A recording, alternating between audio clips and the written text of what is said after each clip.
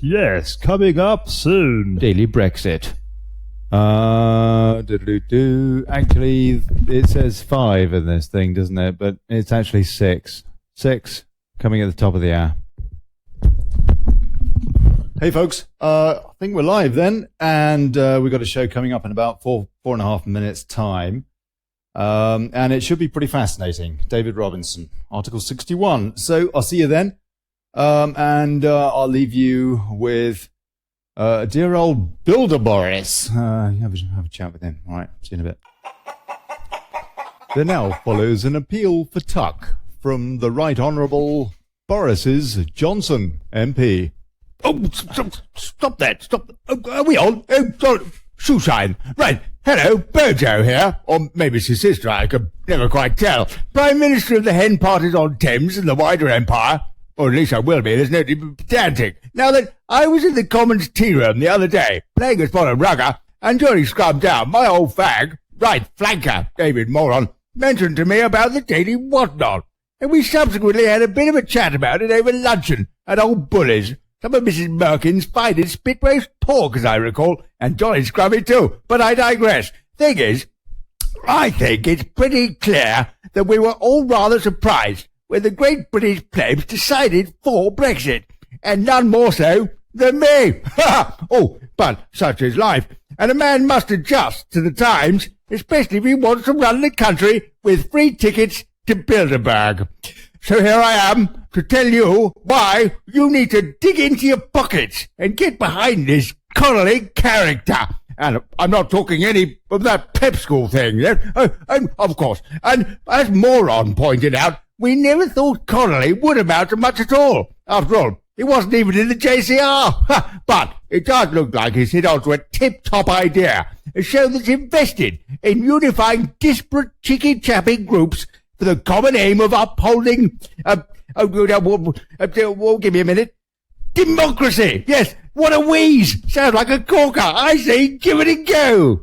So look, if you've got a bob or two, bung over a bit of cash, 'cause a chap does have to eat. And besides, he needs a bloody haircut, and it looks like he can't even afford an old boy's tie. So, look, that's it. There's really not much more to say, except a martyr, a marmot, a martyr's a med, because old Moggy is not the only one who knows his Greek. See you on the beaches, and if Moron turns up too, I'll tell him to put a shirt on so we don't have to scare the fish. Right, thank you. Moron, stop it. Right. With thanks to the Honourable Member, Daily Brexit, holding democracy to account, one show at a time. And now we return you to Ollie Connolly.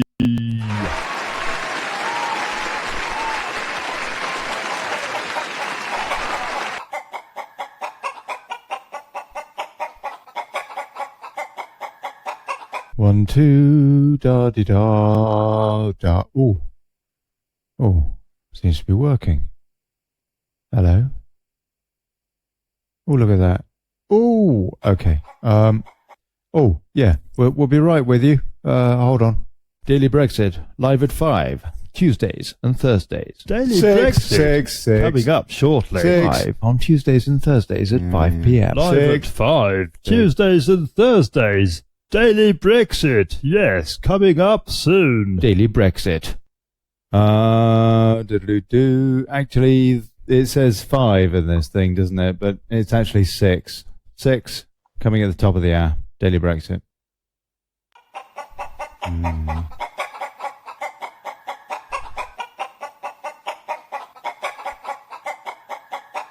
One, two, da-de-da, da. Oh, seems to be working. Hello? Oh, look at that. Oh, okay. Oh, yeah, we'll be right with you. Hold on. Daily Brexit, live at 5, Tuesdays and Thursdays. Daily Brexit.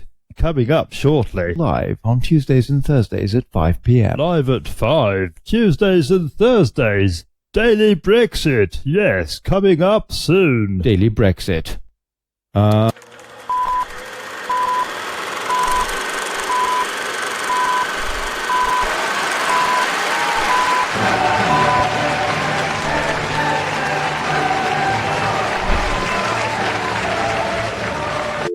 Hey, folks.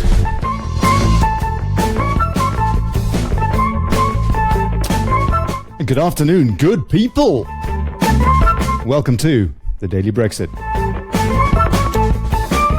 Holding democracy to account, fighting for self-determination, and exposing plutocracy. I'm Ollie Connolly. Thanks for turning up.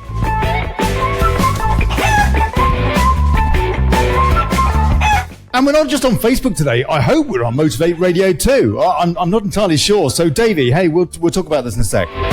In the old comments. Might have had a problem there today. Right, okay. And now, Article 61. Our EU membership is illegal. Practical Lawful Dissents. David Robinson explains Article 61 and the British Constitution. And if you're Ramona, then you best watch this, yeah? Come on, me old China, call in, give us a laugh. This is a call in, huh? So please do. Don't bother with Skype. Gov.ly/rant. That will get you into the studio talking on the show. And if you're a troll, you will be vetted, by the way. Mind you, then again, I might just let you on so we can have a laugh. And we'll see you in the comments too. I'll be there.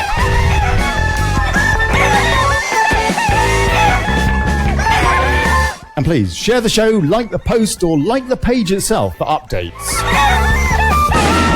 Let folks know that we're talking, we're watching, we're thinking, we're active. And if you really like the show, hey, please chuck us a few quid, because I am running on fumes.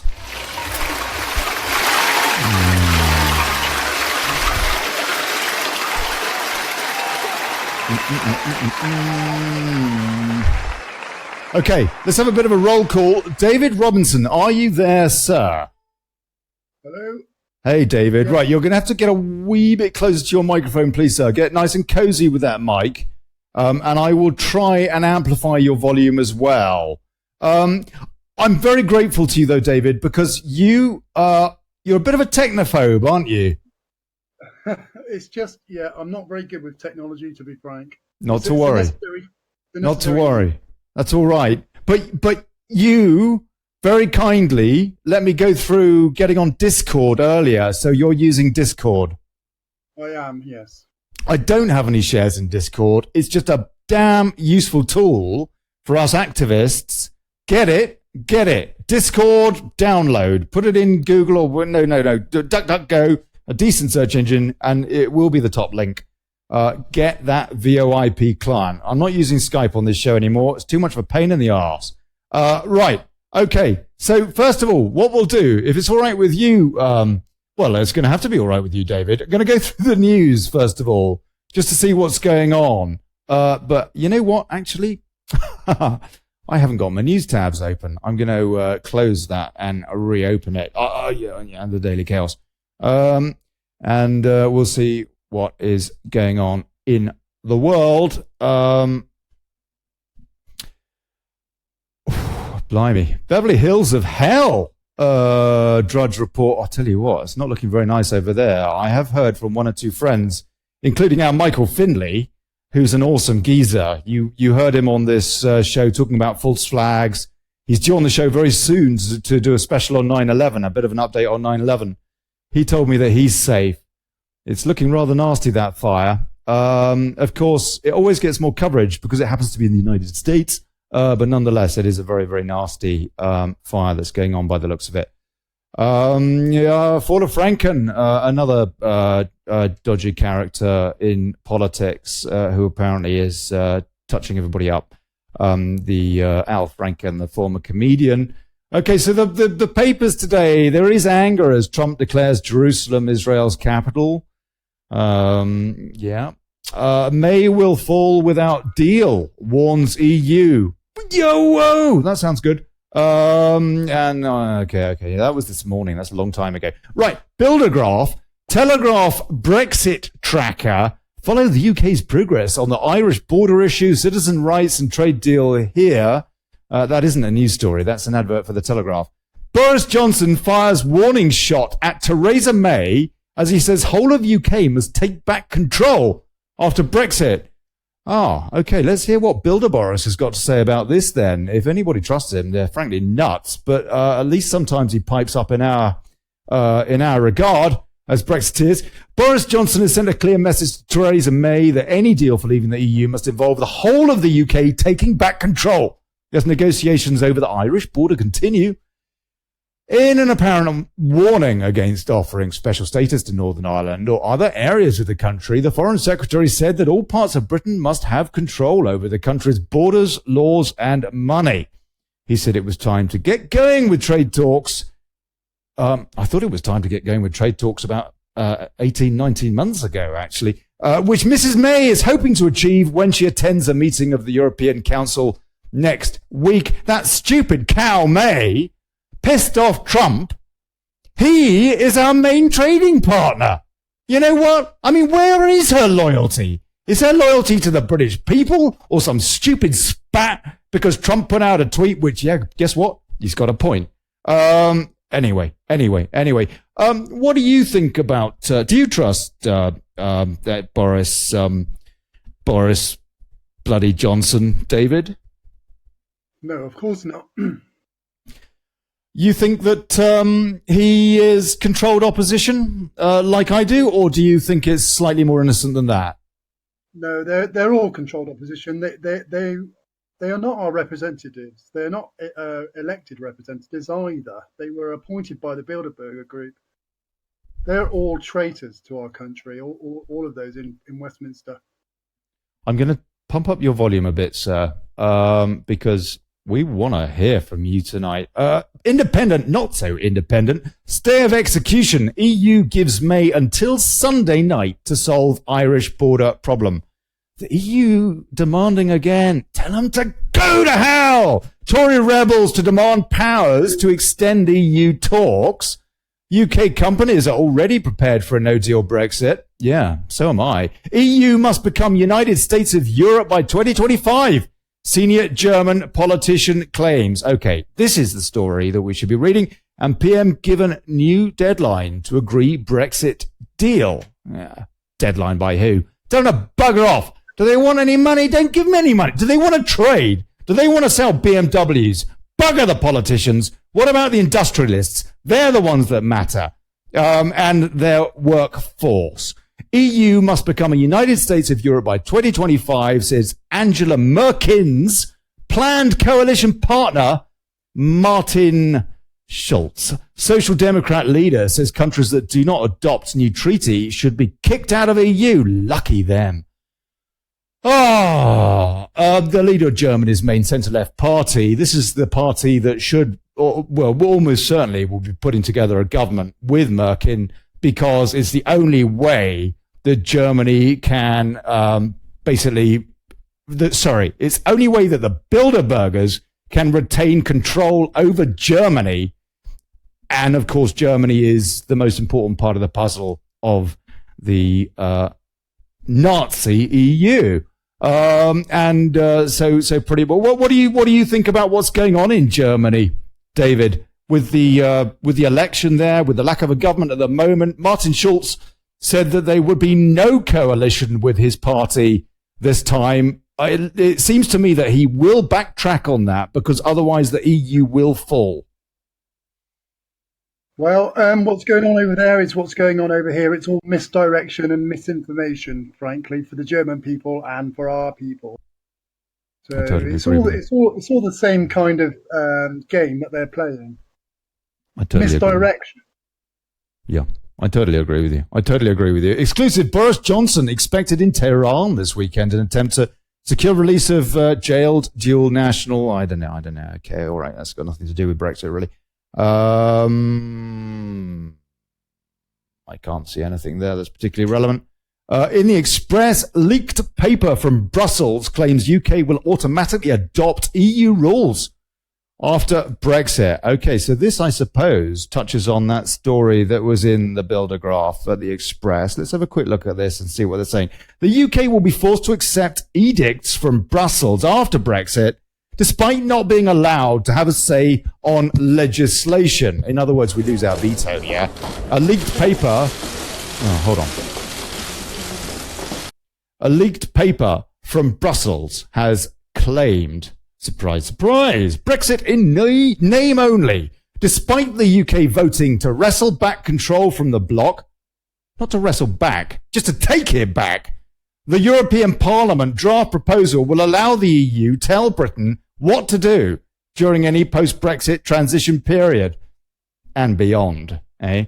And the transition period is a bloody joke. You know, I was under the impression, David, that the transition period was the whole deal with this, this 2-year, what was it called? Article 51 or whatever it was. Article 50. I thought that Article 50 of the Lisbon Treaty allowed for a 2-year transition deal. Well, it's all doublethink. As I said, Article 50 of the Lisbon Treaty cannot be adopted and cannot be used by Britain because it's treason to do so. Do you understand that? Because I can elaborate on that if you like. I think you should. I think we might as well get into this now. What do you mean, sir? Thank you. Well, okay. Since Article 61 of the Magna Carta was invoked, we've had an unauthorized government, an unauthorized crown, and everything that's going on in the European Union is treason. You see, the Nice Treaty was a treasonous treaty, which was proven by the documents sent to Parliament, the petition by the barons, and that's right. It should not have been ratified, and of course, because it was ratified, Article 61 of the Magna Carta was invoked by the barons on the 23rd of March 2001. So, that in itself proves that all the treaties of the European Union are treasonous, and we cannot use Article 50 to get out of a treasonous regime. You see? No, I don't quite see, and I think other people won't quite see either. So I'm going to ask you this from various different angles, this question, so that we can try and work it out. First, where do we start with this story? Where do we start with this story of treason? Well, I take it back to the 1911 Parliament Act, which was a treasonous act. You see, the Queen or the King has the duty to protect the constitution of our country under the Coronation Oath Act. They are supposed to be the last bastion to protect the constitution. So that's the Coronation Oath you're talking about. That when the Queen basically took the mantle of being, kingpin or whatever, and that is the Coronation Oath, no? That's correct. The 1688 Coronation Oath. Which, and under that oath, what is it that she says that is relevant to this then? Well, she says that she will govern the people of Britain according to their laws and customs and under God's laws. According to their laws and customs? Yes. Okay, all right. Where does that take us then? Well, that takes us to the British Constitution, which was created over 800 years, as you know, and the British Constitution... Assume I know nothing, please. Assume that I'm incredibly stupid, because frankly, that's not far from the truth anyway. Carry on. Well, the British Constitution safeguards the people's rights, human rights, and freedoms. So, she cannot allow, or the King or the Queen cannot allow any unconstitutional bills to be passed into law. You see, that is called the royal prerogative. The King or the Queen can only grant royal assent to a bill that complies with the Constitution. What would you say to people listening to this show that say, oh, hold on, we don't have a constitution, man? Well, that's ridiculous, because we've had a constitution for nearly 1,000 years, and that's just the propaganda of the state. They don't want you to realize that we have a constitution, and they're doing everything they can to destroy it because it protects the people, not the corporate government. Now, hold on. You're breaking up slightly. Can you just repeat that? They're trying everything they can do to destroy the British Constitution because it protects the people from injustice. and you're saying that this became particularly bad in 1911. Well, that's really when one of the first cases of treason started in 1911, because what happened was, with the 1911 Parliament Act, is that it dissolved or diluted the royal prerogative, whereby the Crown could no longer withhold or grant a bill without the aid of a government minister, which is unconstitutional.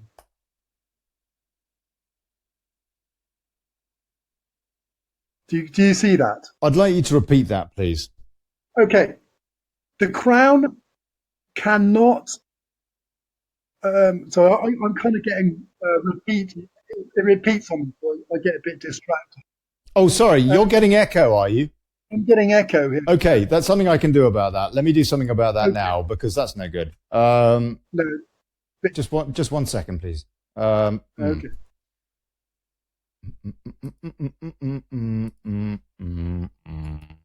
Right. Okay. Now there should be no echo.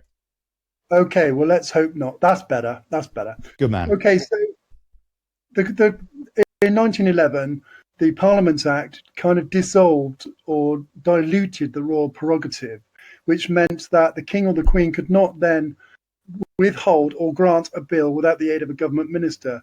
And that is unconstitutional. That is a breach of the Coronation Oath Act. So you see, from that time, we've been living under a treasonable regime. Now, Edward VII, he rejected the 1911 Parliament Act because it was unconstitutional. And it was George V that granted it when he came in 1910. You mean the gambler and the drunk? Yeah, so basically we've had a system of treasonable governance since 1911, and you can see how everything's gone since then.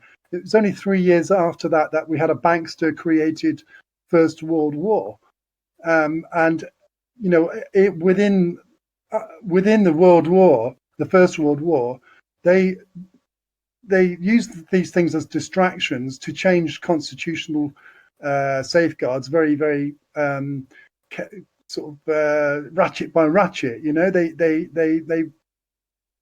have been destroying our constitution slowly for over 100 years now, and so you know people are being told that we don't have a constitution or that it's not codified or whatever. Well, it's not codified into one single document like the Americans, because simply it was created over 800 years, you know, and not just over one short period. And it's all in effect today, quite clearly. So 1911 basically diminished the Constitution. That's what you're basically saying. Yes. And a treasonous king allowed that to happen. He did, yes. And let's face it, anybody that knows their history knows that he was more interested in whoring and gambling than he was in his country. Yes. And so he was probably easily bribed. Well, bribed, threatened. But what we've had is corporate rule in the world, really, for a very long time now. This was, you know, this can go back many generations, and there's many levels to it. I mean, I'm not going to say where it actually originates from, but you can see where the plan to take over the world was even written down in the articles in the protocols of the learned elders of Zion, and that's exactly how they are manipulating people, their consciousness, the truth, and getting people to act in doublethink, which is what Brexit is. It's a trap. Brexit is simply a trap, because if we grant Article 50 authority, then we're giving a treasonable regime authority over Britain, which is against the Bill of Rights. How? I thought we were taking back. Well, you see, you can't vote in or vote out of a treasonable regime. It's simply unlawful to do so. You can't vote in or vote out. We should be out of the EU since Article 61 was invoked. If it's treasonous and therefore illegal in any case, what's the difference whether you invoke Article 50 or not?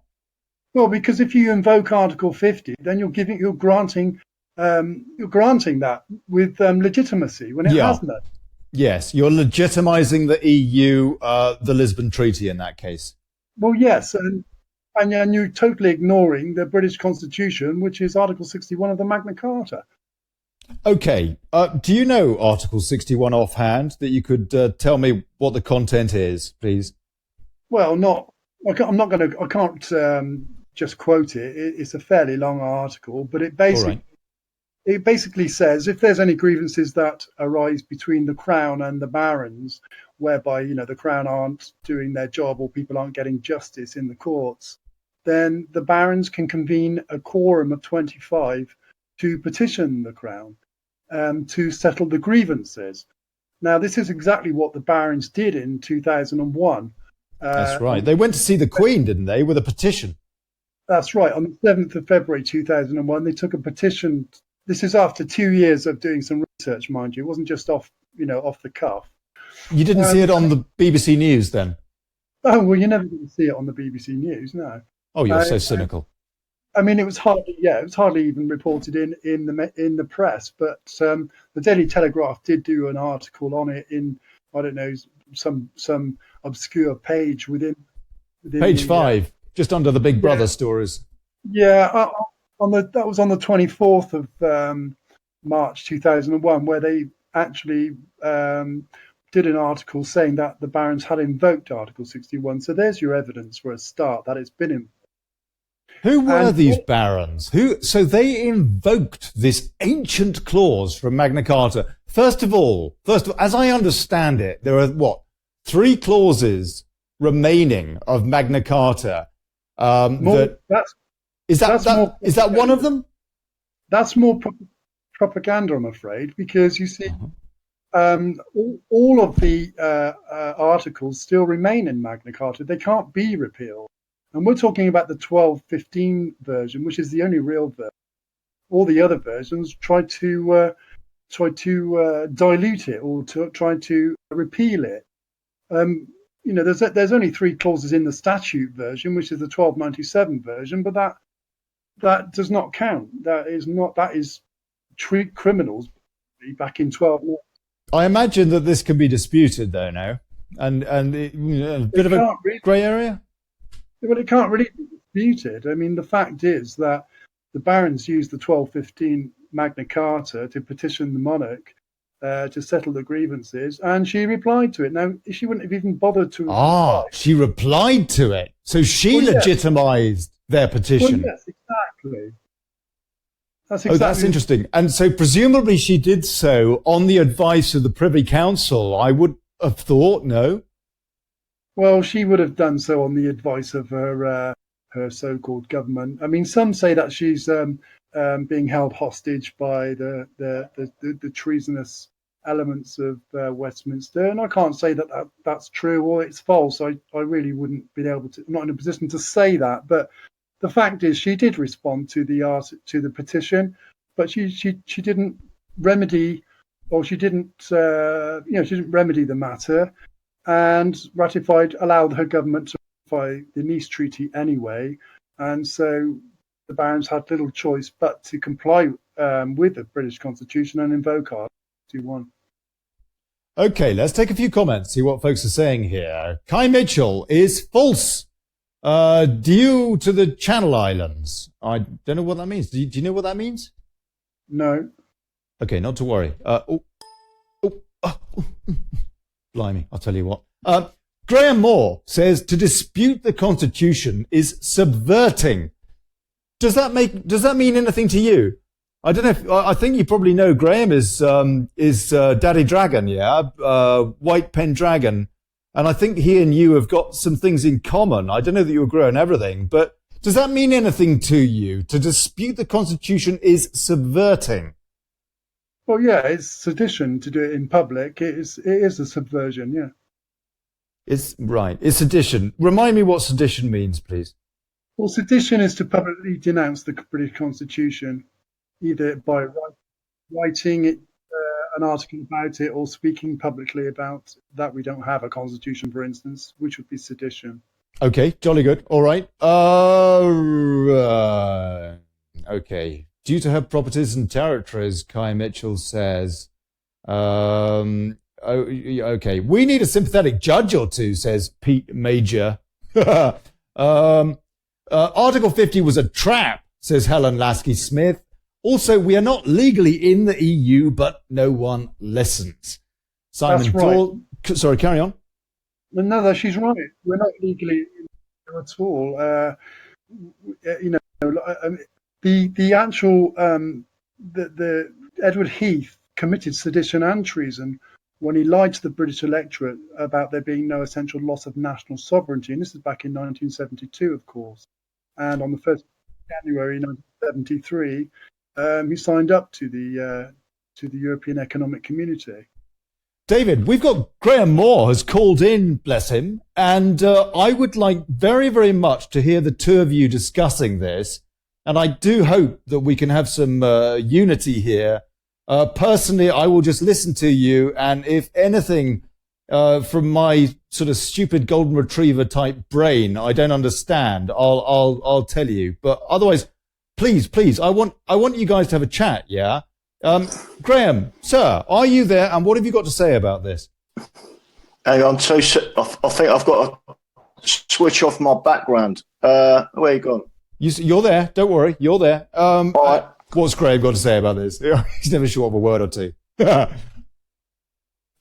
well, the answer is there are minor differences in what me and David believe in. I personally believe that, and it is stated in the Magna Carta, that you have to exhaust all lawful processes to get to where we're going.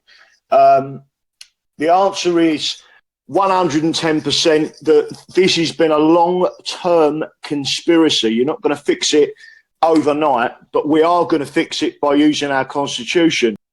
The Parliament Act of 1911 was a conspiracy between Sinn Féin and the Fabian Society, who pushed that through in order to subvert the English Constitution and the British Constitution. After that, we had a number of other laws. Whoa. Okay, you're saying it was collusion between Sinn Féin and the Fabians. Yeah. Okay, Graham, please, just very briefly, give us basically the Fabian Society is a political society. Yeah. Can you just give us a very, very brief elevator pitch of what it is? A very brief is they are a political cancer. Okay. They were. I've got an echo here, but they were founded by Karl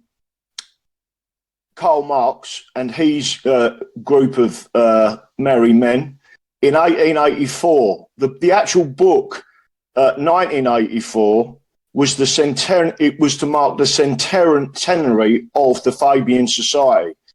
They have and I've still got an echo. They have got basically. Hang on 2 seconds. Let me take my ears out. They've basically got an emblem, which is a wolf in sheep's clothing. They are the people in the background. And just to give you an example, over 200 MPs who are Labour MPs are Fabians. Tony Blair and his entire cabinet were Fabians. And just to give you another indication, I'm hoping everyone has heard of Sir Oswald Mosley, British Union of Fascists, Brown shirt. who was a Nazi, a pure-blood Nazi from this country. He was a committed Fabian. So people need to understand the Fabian Society founded the Labour Party to con the working class in basically over a long period to remove the Constitution and their rights. Lovely. I think Tony Blair is about the most famous member of the Fabian Society these days, no? Well, and Sadiq Khan. Nice.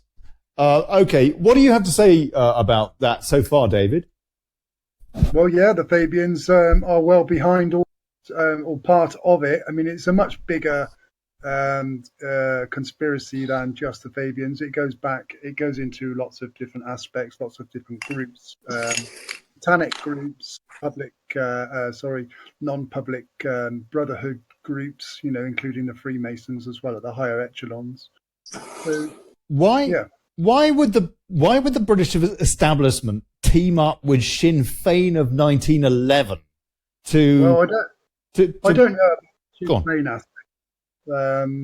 I do know that the Fabians have been part of it. I may not be as educated as some on all the aspects of this. I stick to just the basic evidential facts to the matter, and that's all I do stick with. Fair play. There is so much to this, isn't there? So the bottom line. Go on. Can I just say, I'm still getting an echo, but it's gone now. The answer is there is evidential fact. It's in Hansard, which if you read the script of the time of the debates, it also shows you the collusion between Sinn Féin and the Fabian Society. It gives you collusion between all of these groups. David is right. There are a lot of other aspects to this, but one of them is the Milner Group. The Milner Group, for example, are another group of people exactly like the Fabians that are undermining our constitution. The major thing that everybody should remember, and this is completely 100% factual of our constitution, the people are sovereign, not Parliament. And the people gave the crown sovereignty because when she was crowned, she turned from the east, the west, the south and the north. And she faced everyone and asked if we accepted her. That was an election. So a lot of people turn around and say, we haven't got an impeachment process. Our impeachment process is the Magna Carta Article 61. We have had it for longer than the American Constitution because our rights and privileges and ancient laws and customs go back a long, long way before America even existed. You're talking about impeaching the Queen. That is, in effect, what Article 60 is. It is a lawful process of impeaching the Queen. If the Queen basically assents to any law that revokes our rights, so in other words, if her Parliament, and our Parliament was to impeach any of our rights under our Constitution, that means the Magna Carta, there are various others, but the two most important to us today as we speak is the Magna Carta of 1215 in its entirety, and two, the Bill of Rights, and most importantly, the Declaration of Rights, because the Declaration and the Bill are two separate things. One is a contract, the other is technically a statute, but people must remember they are both in perpetuity, forever. They can never be repealed by anyone. I wonder what you think about this, David. You agree with all of that? Well, yes, I'd agree with that. Of course, you can't repeal.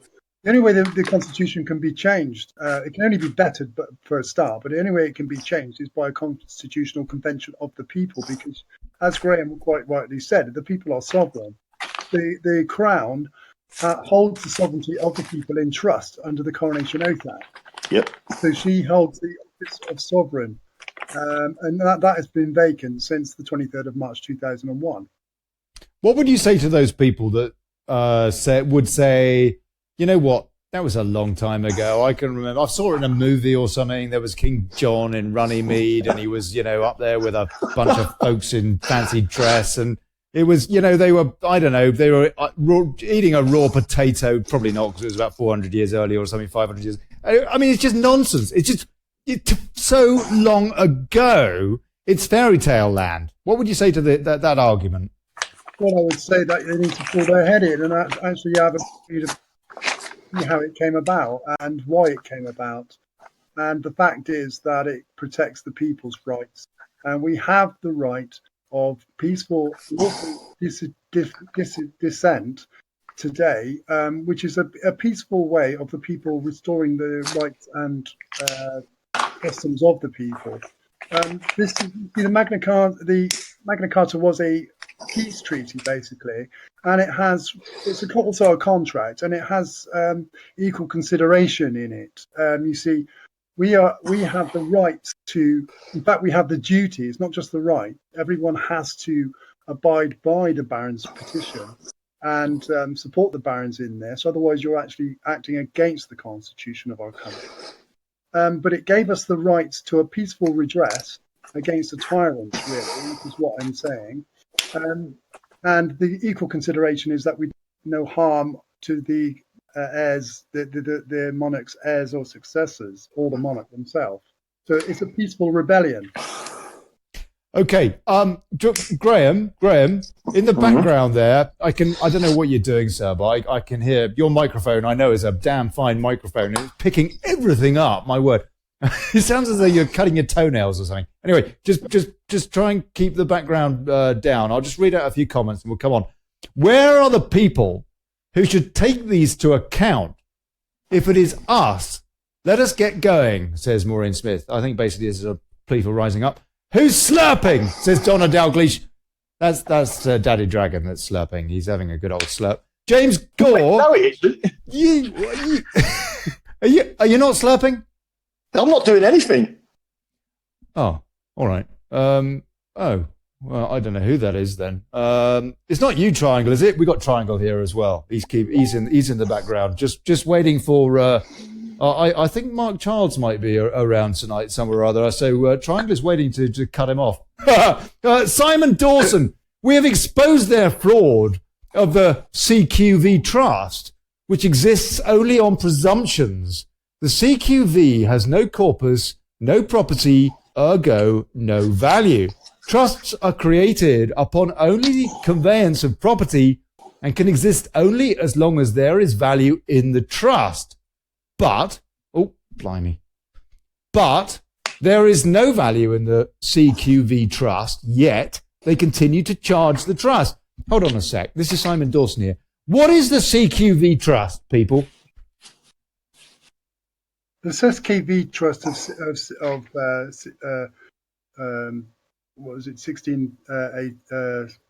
was it, 1666. 1666 was unconstitutional for a start. I mean, this just goes to show how long the corporations have been attempting to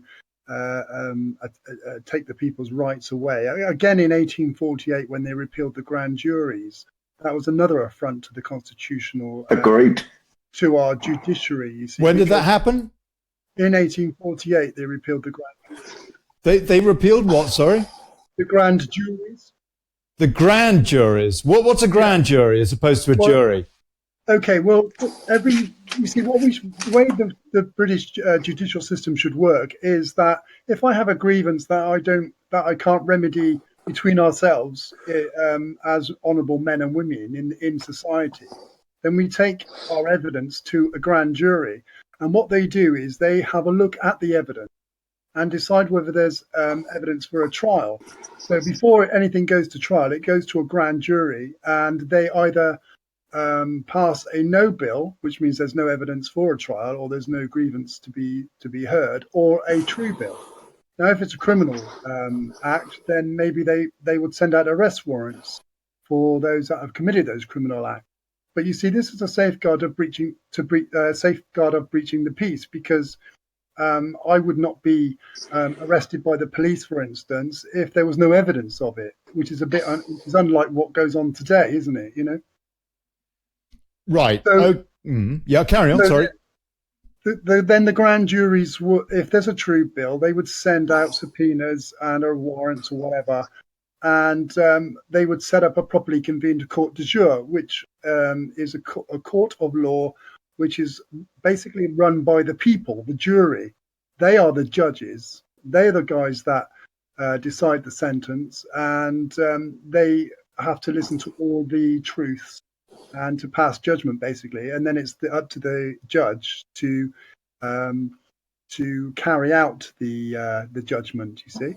So this is basically what we should be enjoying today. This is and obviously a properly convened court de jure is heard in the public. It's in public forum, not like what we've got today with the blooming child's courts and other magistrates' courts. I mean, the magistrates' courts are all illegal. They should never have been. Agreed. So Really? Magistrates' courts are all illegal? yes, Agreed. they are all administrative courts. They're not even courts of law today. They're all private businesses. They're all corporate. The Ministry of Justice is a corporation, and all the courts stand under this. So they have all become corporate, just like everything else in our country, including the police Agreed. and the councils. They're all corporates, and this is what we're up against, a corporacy.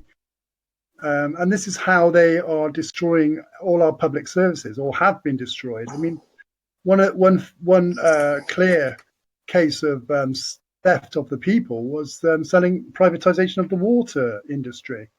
This is supposed to be a public service, which is just maintained by the taxes of the people. What was illegal about selling, I don't know, Thames Water to the French? I don't know. What was illegal about that, apart from being a bloody stupid idea? Because it wasn't governments to sell. It belongs to the people. The government, or I should say the imposters in Westminster, sold back to the people what was already theirs. It was theft. David Wolf says, smells like fascism to me. It is fascism, David Wolf. What part of this is not fascism, gentlemen? What part of it isn't? Yes. Well, no part of it isn't. It's all fascism. This is about the destruction of our sovereignty, and without our sovereignty, slavery. So I implore people to take a notice of this and actually just stand under the. David, you're breaking up, sir. We so want to hear you. Go back to yes, it's all fascism, please. Well, let me just say, it's all corporate fascism. This is about destroying the sovereignty of the people, the rights and freedoms of the people, for justice for the people. This is what it's all about. It's about, if there's no sovereignty for the people, then there can only be slavery. There can be nothing else. What would you say to this idiot in the comments called Nick Clegg, who reckons that fascism is a Nazi wartime drama that he saw in a movie and it doesn't apply to this at all? I wouldn't even reply to such a traitorous criminal as Clegg. For justice for the people. He's not really in the comments, but it'd be fun if it was, because we could really take the piss. But there is an issue here, isn't there? Because fascism, people just need a bloody dictionary and to use it. Because if you look at these words, half these words, they're taken out of context these days. Fascism has got nothing to do with jackboots. Fascism is about collusion between business and government. That is what fascism is. It's collusion between government and business and government. And that is the definition from Benito Mussolini. Is that correct? That's correct. National socialism, really. That's what fascism is. It's about giving the people in the club the power over the small guy. This is what it is. And this is what's going on. Okay, John Taylor, I keep trying to add that in the comments, the 5 notices to show intention, Mitch. I think that's a conversation with these guys. I'm very concerned about 14th of December. If May signs up to PESCO and signs over our sovereignty forever, says Sam Phipps. Now, this is a real concern that this show's been looking at quite a lot. This basically theft of our armed forces into this EU. I guess, David, that this is a bit of a worry. Do you have any take, particularly on what Sam is getting at on the 14th of December? I know this isn't strictly speaking your topic. Well, yes, it's a high treason. It is simply high treason, not theft. Theft is too simple a word. It's too small a word. This is high treason. She's destroying the sovereignty of our nation, and she's doing it blatantly. And, people need to wake up and realize what's actually going on here. This is high treason. Without our own forces, we don't have a sovereign nation anymore. We don't have a sovereign nation now. Well, we still do, but we need to protect it. We need to stand under it, under the Constitution. Anyone that isn't standing under the Constitution, which is Article 61 today, is actually operating in outlawry. They are outlaws. You know, you're either standing under the law or you're not. There's no fence sitting when it comes to the Constitution. This is why it's even illegal to write or to speak publicly against the Constitution, because it's so important to us. Okay, let's take a few more comments, and then I'll ask you another question or two. Blimey, I tell you what, bloody hell. It's very, very awkward having to push down these bloody buttons every time I'm going to ask a question or go through these comments. Every time I do, this bloody dialogue pops up on my thing, which I have to get rid of. Anyway, Simon Shackelford, Melanie Shaw is a political prisoner, journalist Melanie Shaw, detained unlawfully without trial or sentence as she is a child abuse whistleblower. And that's a bit of an aside from Simon Shackelford. I would love to bring Melanie Shaw on this show. I would love to. What a fascinating woman she must be. Glenn Rocky Teal, we need to get a good law team together quick. He's got a point, no? David? He's got a point, yes. no? Well, yeah, he has a point, but we need people that are standing under 61. We need people that are complying to the British Constitution. Otherwise, they're not a law team. They are, you have to be under the law to be a law team. The Law for Rebellion or Practical Law for Dissent and Denounce the Deception movements and Somewhat Graham's movement are the ones that are actually standing under the law here.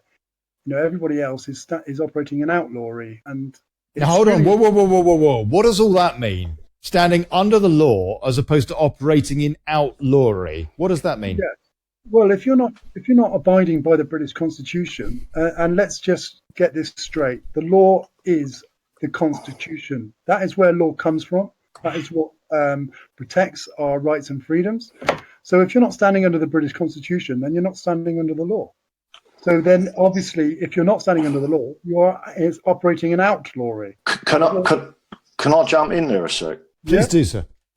You asked a question earlier, and I've got an answer for you. The question is, what do you say to these people who say we have got a constitution and it's old law, it don't stand? Yes. There is a one-liner to that. The law is the law and must be obeyed. End of. Our constitutional law is the foundation upon which all of our rights are built on. And people need to understand, like David just said, I've seen some of the things in the past.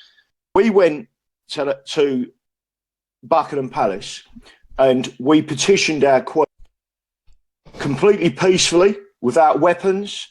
I had put them on notice. I had put the Commissioner of London Metropolitan Police on notice via Magna Carta Article 61. I had also notified all the chief constables in this country under Article 61.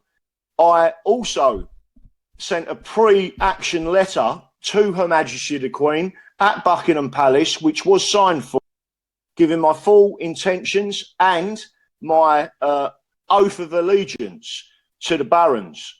I was then arrested, handcuffed, put in a police vehicle, took away, charged, and I am now before an unlawful magistrates' court in which loads of people turned up. And again, the trial, and it is a mock trial because it does not contain a jury, is on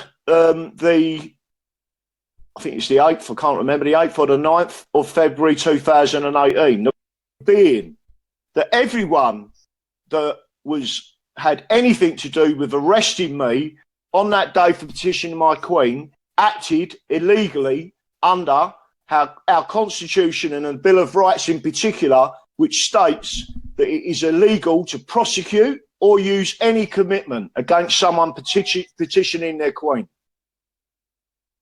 When you talk about an oath to the barons, Graham, what does that mean? Why do you make an oath to the barons as opposed to an oath to, say, the Queen? Because the barons invoked Article 61 in 2000. Therefore, when you sign your oath for the barons means that you support the barons' petition that you are therefore in full lawful rebellion. But what it also does is it shows people that you are committed to common law, no loss, no harm, no injury. And it then shows the other people, and you explain it to them, that if you use any commitments against me or arrest me, you are actually acting treasonously. All of that, again, is coming up in that court case. I've also got someone with me who's acting as my Mackenzie friend that day, who is one of the original people of the Magna Carta Society who actually brought about that petition. So that person, I'm not going to say who it is on air, is basically an ex-Metropolitan Police firearms officer. He is completely in agreement that everything that happened to me that day was illegal. And he has stated to me he would be honoured to sit by my side and explain to that court that they are completely unlawful. Can I just jump in there? Please do, sir. This is your show. Okay, well, what I want to say is to Graham is two things here. First of all, it's not a court of law, and what we do is we conditionally accept their summonses, because to do so is to remain honourable. But it's not a court of law, and so we don't turn up to their corporate fascist hearings, because you're never going to get remedy in there anyway. If you do turn up, then you're consenting to them. And the second thing is, she's not our queen. She was deposed on the 23rd of March 2001, and so it's pointless sending petitions to... Wow. Hold on. Just go back. Rewind slightly. Rewind there. And continue, please, David. Well, I've just said what I wanted to say. I want you to say it again. Oh, okay. Well... You said she's not our queen. She's not our queen. She was evidently deposed of her title of holder of the office of sovereign on the 23rd of March 2001. She was deposed that title. So that's what it did. That's what Article 61 does. It deposes the sovereign. Yes, it does. And the body politic in our country, or the authority in our country, are actually the Barons Committee. This is according to British constitutional law. That is evidential fact. This is why I'm sticking only to the fact, and I'm not going to get into consenting to magistrates' courts when they're not courts of law. They're evidently private corporate entities. They've all got business numbers. They're not courts of law at all. So there's no judges in there. They're all managers and whatever, like all corporations have. Okay, let's take a few more comments. And then we will continue with this. Graham, is there anything that you wanted to riposte to that, actually? Because David just gave you some legal advice there.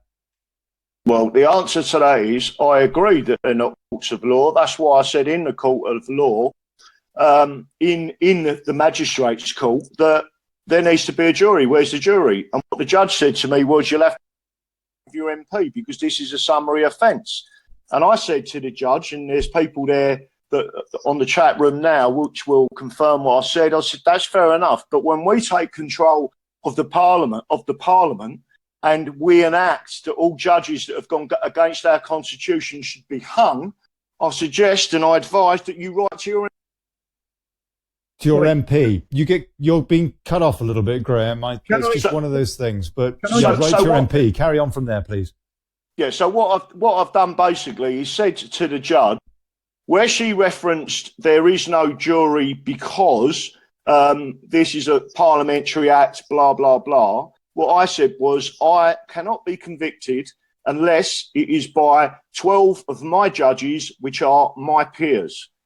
And then she said, I suggest you take it up with your member of parliament. And I said, well, when we take control of parliament, we will enact a law that says that all treasonous judges should be hung. And when that happens, I suggest you write to your MP. And then she got the message. Can I just come in there? Because basically, what I'm trying to get Graham to understand is this: we need to call a spade a spade. You call it a magistrate's court. It's not. It's a corporate business. You state that you spoke to the judge. Well, he's not a judge. He's a manager or an associate of a corporate business. You're arguing. Listen, David. For you to even suggest you're saying, yeah, is a bit of an insult to my intelligence. But I'm going to say this to you, David. I completely understand what you're saying. But 90%, maybe even 95% of this population won't understand a word you're saying. Because what they actually want to see is, at the end of this process, they want to see a documentary, a video of everything that's happened, what was said in the courts, how it conflicts with our constitution, so they can be shown in layman terms what is gone on and what is going on. Then they get it. And then they say, now we understand. The same way, these people don't read law. I read law, you read law. But most people watch our videos for us to interpret it. Well, so when if you start to go down the road, I understand. Let me tell you something. I'll go back to old school. If there's anyone out there listening, right? If there's anyone out there listening, this is the old school, right? A magistrate's court is what's known in the criminal world, yeah, as a police court. If you go to any of the old ones, it actually says outside, written above the magistrates, it actually says police courts. It's unlawful. Hold on. Sorry, Graham. I'm definitely bare of small brain on anything to do with legalities. What does that mean, please, court? What's the relevance there? Please spell it out for me. Well, it basically means that element of what they are saying is a lawful process is completely unlawful. What they're saying is a police officer can pick you up, put you into a magistrate's court, which has got above it police courts. You will then be sent to prison. That is completely against the Magna Carta. Why is it against the Magna Carta? Because you don't have a jury of your fellow men? Exactly. Because in a magistrate's court, there's no jury. Exactly. Right. Okay. And you should never ever be convicted in this country under our constitution ever unless you are convicted by your peers. Those people who sit there and swear an oath. Let me put it this way, right? Democracy is cradled in the hands of the jurors, because at the end of the day, a jury is the people that can go against Parliament, the House of Lords, the Crown herself. And if any judge was to turn around to a jury and say, you must not find this man guilty, that is automatically thrown out as because no one can direct a jury to find you guilty, ever. So therefore, if you remove that from our law process, yeah, that is a criminal offence. It is treason. It is against our constitution. I've known that since I was 16 years old. Right. Well, I agree with what Graham has just said there. But what I'm trying to say is to get it over to the people that don't understand. Like me. We really need to start calling a spade, telling it as it is. Like they're not judges. They are. I know what you're talking about with layman's terms, but, you know, we need to start getting people to realise that they're not called judges. Okay. They're administrators. They're administrators. That's right. They're not judges. So there's no harm in actually saying, look, I spoke to the administrator, pretending to be a judge or whatever, or a magistrate. So, well, that I agree with what you've just said, and I do say they are administrators. The geezer with the wig, or the one with the wig, they're a court administrator. That's the only people that are your judges are the people that sit in that jury box. No one else. That's correct, and that's what I'm saying. If we put it out like that I know it's laborious to keep having to say, and I went into the magistrate's court, which is actually a private corporate business run for profit and using deception against the people. I know it's a long worded sentence just to say instead of a court, but I think it might help for the people to actually understand what's really going on. That's what I'm saying. But David, I agree. I agree with what you're saying. And not only that, not only do I agree, it is all the regulations, it is all these rules. This has been a conspiracy against our constitution for probably the best part of 200 years. Yes. And the thing is, people, because these people, and I'll refer back to the Fabian Society, simply because within their constitution, this is called a gradualisation strategy. And they have nicked a bit, until You don't realise what they're doing until they've done it. And one of the things that I say to people say to me, why is it that you support the right to keep and bear arms? Well, simply because it is part of our Bill of Rights. And if someone chooses to keep a firearm, to keep pepper spray, to keep a truncheon, whatever they need, yeah, as long as it is for defence, there isn't an issue. And it isn't for Parliament to prejudge the public on that and to remove it, which is what they've done. And they haven't got. Well, the you mean right to taking that. away our guns, you mean, Graham? Well, it's not. If you look at the fire, it covers everything. Even pepper spray. Pepper spray now is classed under the Firearms. It's not just about the Firearms Act. So we're It's not about allowed what pepper they've spray done. either now, you're saying? I didn't know that. No, we're not allowed anything. Zero. You can't carry anything for your defence. Well, we only accept that if we accept that this legislation can be brought into being by an imposter government. So it's not really it's not law, of course. No, but the problem is, David, if I walked out of this house with a 377 Magnum tucked under for my defence, bearing in mind that I have been threatened with beheading, I have had people sitting outside my five-handed, waiting for me to come out. I have had 4 geezers walk up to me with machetes, right? If I walked out of this house with a 357 tucked under my arm for my own personal defence, if I walk out there without even touching or drawing that weapon, police officers will stand there within their right, yeah, because they are carrying firearms under our Constitution. They will shoot me and they won't even go to a court. They won't even go before a jury to say, was this self-defence? Such is life in a treasonable regime. But that's my. But what I'm saying to you is there's people. Rights. That isn't what our Constitution does, No. and that is why that Parliament is tyrannous, because they're taking away what is your God-given right to defend yourself. That's right. Okay, let's have a few comments, folks. And I'm sorry that my guests are breaking up a wee bit. I don't know why, particularly Graham. Anyway, but at least Graham doesn't sound like Darth Vader in the background now, as was pointed out by one of our commentators earlier. Christine Sullivan, I've got some swords in the garage. Yeah, we may be resorting to those. Michael Kelly, if a burglar breaks into your home and you attack the burglar, the person who protecting his home gets locked up, whilst the burglar gets a slap wrist. Justice system is backward in the UK. I remember that story about that farmer about 15, 20 years ago now, who was an Tony old boy. Martin. Pardon, Graham? Tony Martin. Tony, that's right, Tony Martin. He was protecting himself. He did get off in the end, didn't he? But nonetheless, he was basically protecting himself. This guy, I think they said he was shot in the back or something, but the fact is that he was on his property. If somebody comes onto your property, quite frankly, you should be able to kill them. No? I mean, it's their fault. They shouldn't be there. I'd like to just make a comment here. If you basically, yes, we do have the right to bear arms. That's a constitutional right, especially under a treasonable regime. However, lawful rebellion movement is an entirely peaceful movement. If it comes to bearing arms and having to use them, then we are going to lose, because they have all the weapons, and they have silent weapons as well that most people don't even know about. So, What do you mean? What do you mean? Well, they have microwave and sound weapons, which music. So That's right. All these mysterious phone masts going up. As an aside, what can you tell us about that? Please, without losing your train of thought there, David. What can you tell us about I don't those? really want to go.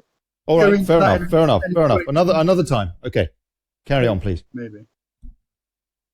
Okay, well, so this is an entire movement, and we need to keep the peace. This is why what we're doing is we're using the truth in law, and we're using it assertively in order to lobby the Bobby, is basically what we're doing. So we're lobbying the police to do their job. So we've just taken action in Birmingham, actually. We've managed to report the crimes of Birmingham Magistrates Court and 4 named individuals in that for actively, knowingly acting against somebody whilst being on notice of the fact that Article 61 is invoked and that he is standing under it. Now, this is aiding and abetting high treason at common law. and we are demanding that the police arrest these individuals. Okay. I want to come on to what we're going to do. I want you to explain that again, please, because I don't understand that, David.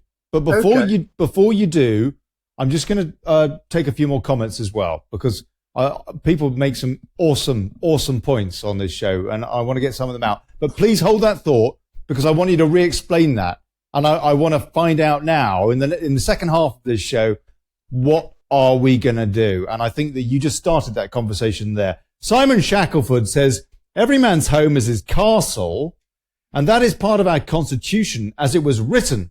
You can defend it by all means at your disposal. Frank McKelleron. Smart meters and energy weapons are the silent killers now. Actually, I know somebody who was going to have one installed. And the guy who was going to install it told the client, you know what, this is going to cost you more money. If I were you, I wouldn't do it. And that's without looking at the health issues. John Lawton had a sworn constable tell me that EU wasn't a country, but an amalgamation of countries. That doesn't mean anything to me. Does that mean anything to you, David? Well, the EU is an amalgamation of countries, obviously. Sure. It's a United States of Europe, is what they wanted to create. Yes. And the EU fascist law. I mean, we're talking about unelected, unaccountable people running this show. Yeah. Okay. All right. Simon Dawson. Okay. I don't know where he was going with. Okay. The first trust of the world, unam sanctum, Boniface Bishop, servant of the servants of God. Okay, this is I think Article 61 that he's got here, and it's very, very long, and I'm not going to read it right now because, to be honest with you, it's too much of a tongue twister for me. But it is in the comments there for people to look at. They had raided Tony Martin's farm on several occasions. That's right, and that was the point about that case. The fact that he was so bloody fed up of getting burgled every, whenever. And eventually, basically, he became a little bit exasperated, shall we say. And in the end, he got away with it. But can I just make a comment? Go on, Graham. Yep.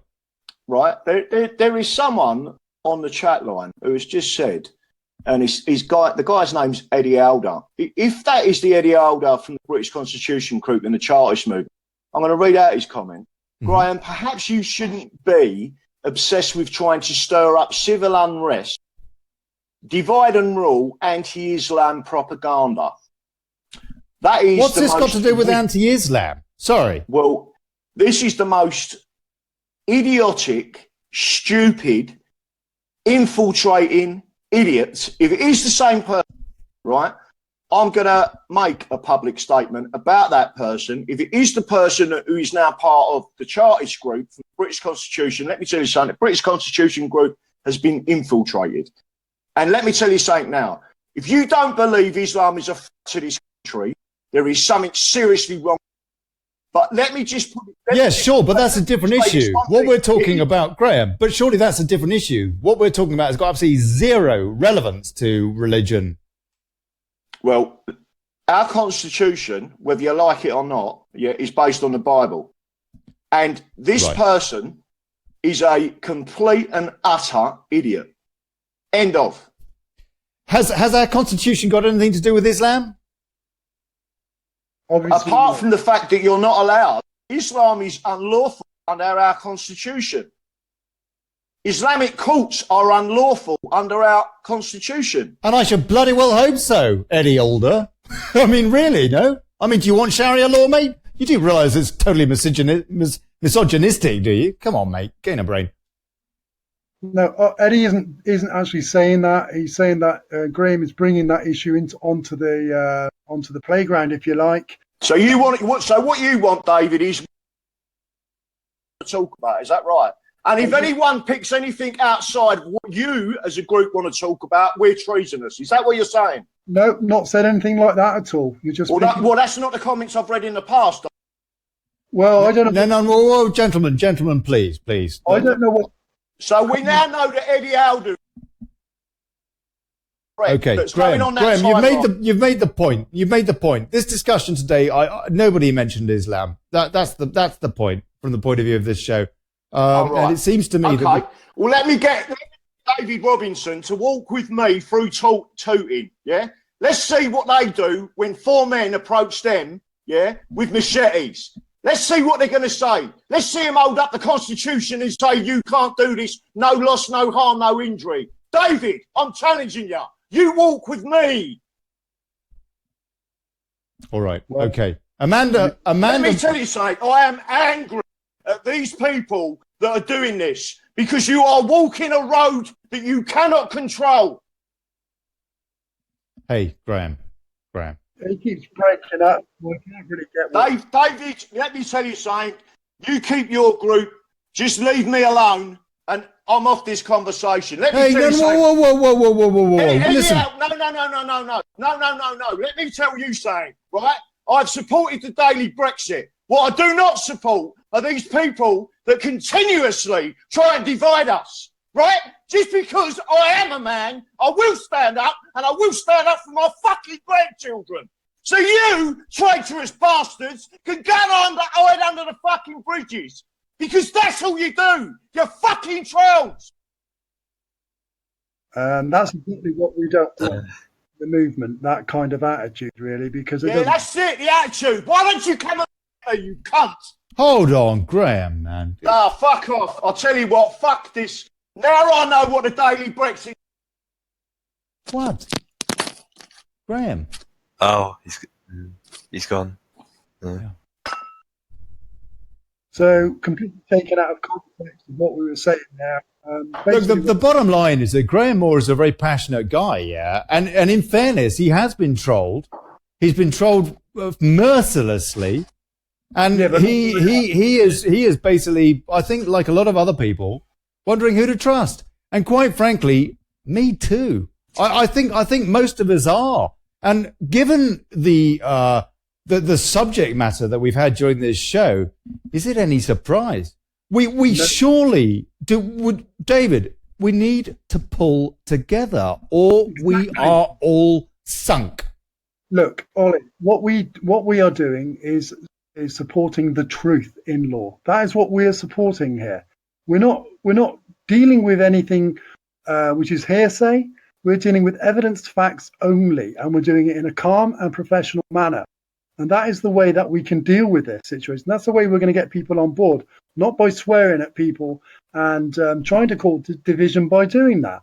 I mean, the fact is, I don't think he's courting division. I think that he is, frankly, a little bit desperate. You know, what, as he said, he mentioned his grandchildren. I mean, I think a lot of people are pretty desperate. I feel pretty desperate.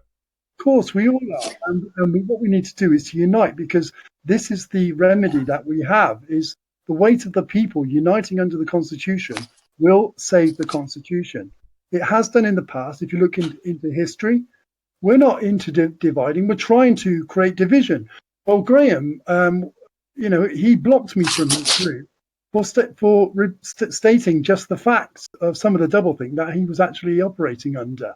And he didn't. I'm trying to work out where you two disagree. I can't see where you disagree. What's the problem? We don't disagree on much, actually, but we do disagree on some of the processes that he's.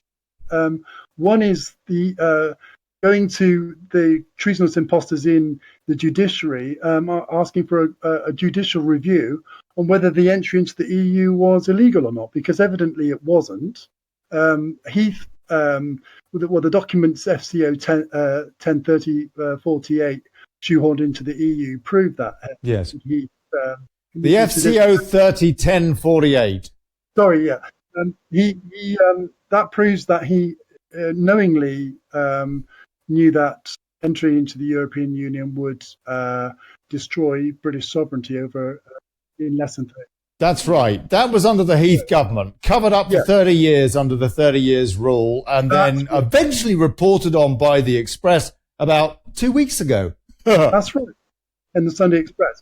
Now, you see, this is where we seem to be at odds with the Dragons, where what they're doing. We wouldn't go to the present judiciary and ask them to review it, because actually Article 61 proves its invocation proves that the treaties were treasonable and that they are null and void under British constitutional law. So it is doublethink, and this is where me and Graham are at odds at, because he thinks by going to their judiciary and getting them to review it is somehow sensible, when it actually isn't sensible at all. What we need to do is to get the police to observe the law and their oaths of office and to stand by the people. This is our front line, is the police, and this is what we're doing as a practical lawful dissent movement. Maybe he's worried that if he doesn't turn up in court, he's just going to be have his front door busted in and he's going to be dragged off into the cells, and it's going to be worse for him. Well, sometimes that does occur, but what we've found is we serve notices on all the individuals involved. So we start a process of a notice of conditional acceptance. So we'll conditionally accept that your summons on proof that you have authority to issue that summons, since Article 61 was invoked. When they don't respond or they just ignore your points, you send a notice of default and opportunity to cure. So you're giving them a chance to, to remedy the situation, because you're trying to do it peacefully and by the law. And if they ignore or deny your evidence, because we send it all with the evidence that Article 61's been invoked, then we send them a notice of default. And so now you're in default and dishonour, and that you have no authority whatsoever. And of course, I'm not going to enter your courts.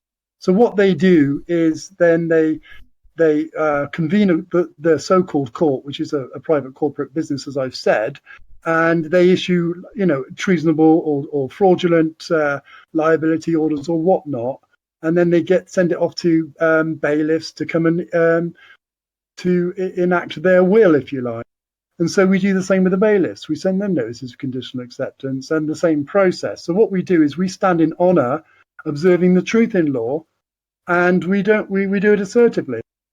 If we do get arrested by the police, because we also serve notices on the police, asking if there's any objections to me standing under Article 61 of the Magna Carta. So if they act against you, then they are also in breach of the Constitution and committing or aiding and abetting treason by doing so. So this is what we have found, that they often just back off. They don't always. You can see that sometimes they like to challenge us. What they did was, with one of our members, is they went round and they arrested him. They took him to a police station. They put him in front of a video link to a so-called court. They denied him all his evidence, and they just tried him without due process, which is what is going on. So Graham's right to be, if you like, fearful of what may happen.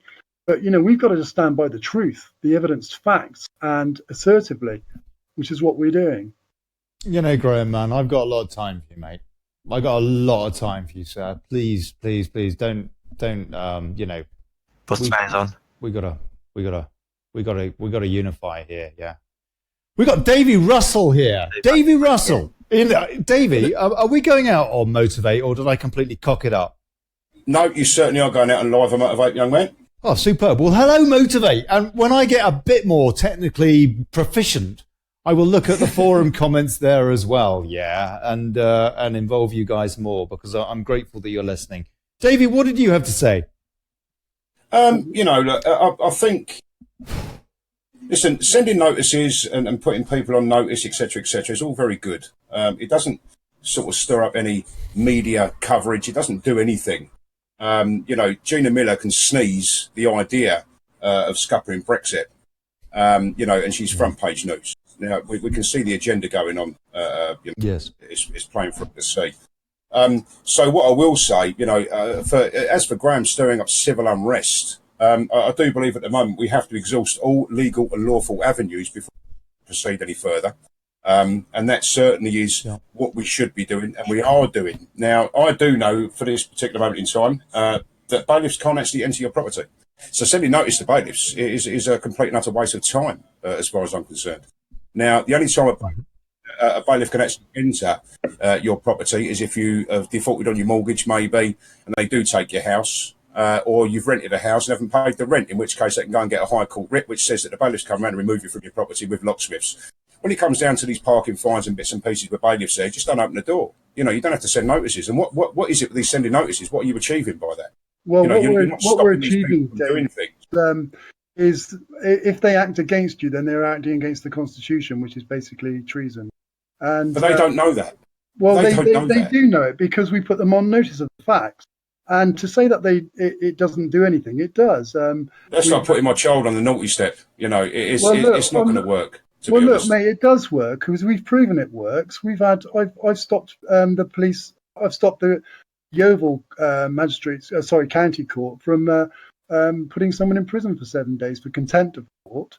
Contempt of court is neither here nor there, really. I mean, we all know what the judges do within the courts. We've also stopped bailiffs. You know, someone has to suffer loss, harm, or injury again.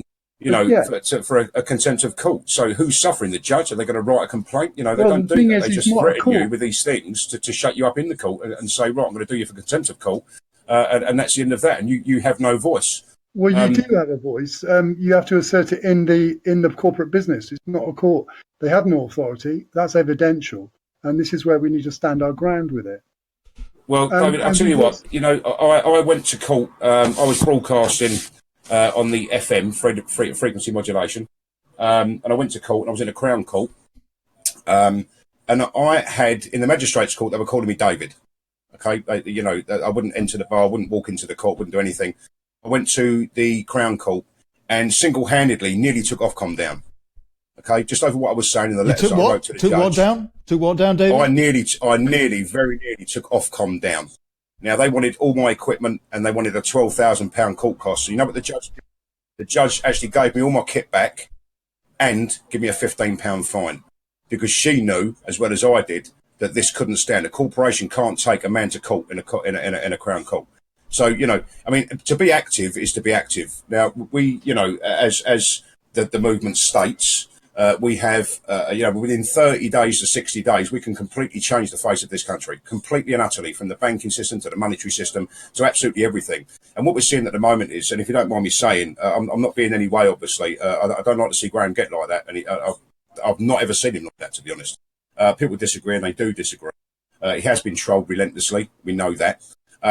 But I will say this, you know, there are people that have Facebook groups, etc., and write letters and do bits and pieces. And it's almost like, you know, these people in the group are on the reserves. They're kept on the back bench, kept in that group, and no one really does anything about anything, if you don't mind me saying. What we're trying to do at the moment is to prove, in actual fact, that the high courts are in the government's pockets. Okay, so whether or not we go to the Royal Courts of Justice and try and do what we're doing, you know, being in lawful rebellion, etc., we're trying to prove a point here. And the point will be that they're not going to listen. If they don't listen, then the judiciary's lost. Parliament aren't listening. The Parliament's lost. If we can't petition our Queen, then that's lost also. Now, where do we go from there? Lawful rebellion is a means to an actual rebellion. And the people in this country have had enough. They've had enough of the way they're being treated. They've had enough of the immigration. They've had enough of the terrorism. They've had enough. They've had enough of their money being sent abroad. You know, all of these things. They've had enough of the NHS being sold off to Richard Branson. You know, they've had enough. The people of this country have had enough. And that's where we're appealing to the people. And that's why the people are joining the Dragons, because we're doing something about it. We're not sitting in a Facebook group sending letters. We're actually trying to do something. And I'm not being any way, David, I don't mean to be any way. You know, but we're actually trying to do something. We're not just doing that either, David, because we've actually been taking action. And if you look at what we've been doing, see that for yourself. We don't just sit on Facebook behind a computer and do nothing else. Well, we're sending letters, you know, to policemen and putting them on notice, etc. You know, I'm surprised. That's only the start, David. That's only the start of the process. Right. Okay. Okay. So what we did last week was we went to Birmingham.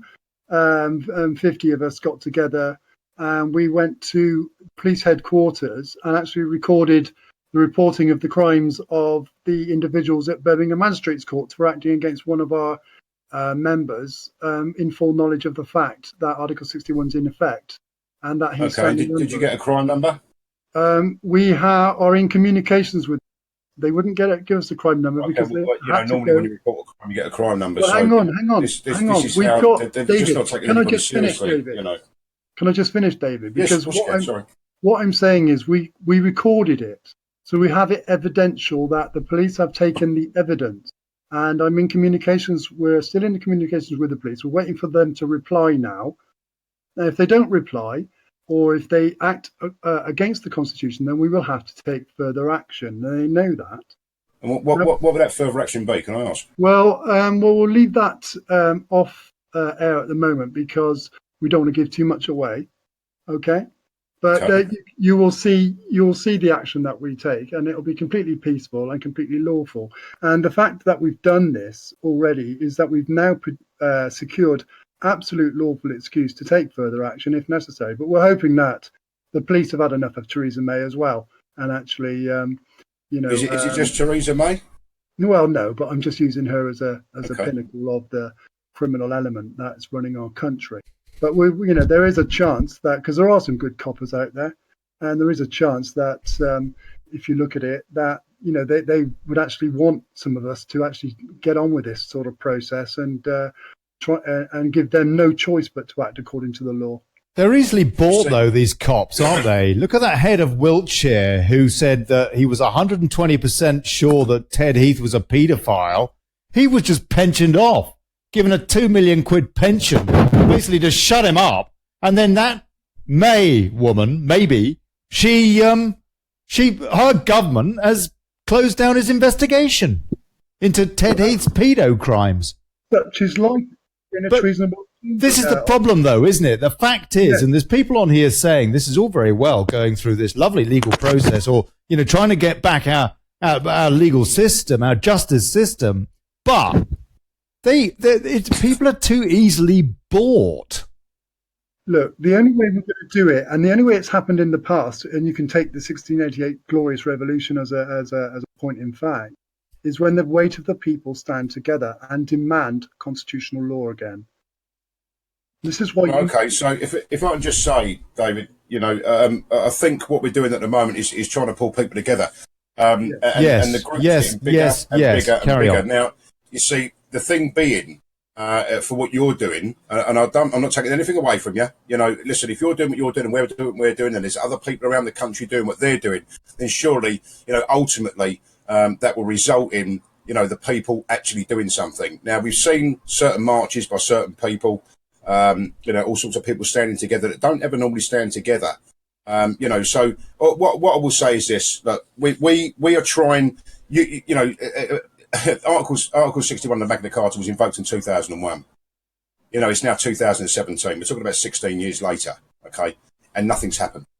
All right, now in a very, very short space of time, we have tried to do something. No, I'm just listen. It's the general population, okay, not knowing that they have a constitution, not knowing that you can enter into lawful rebellion under the Magna Carta, Clause 61. This is the problem that we have because it's not put on the.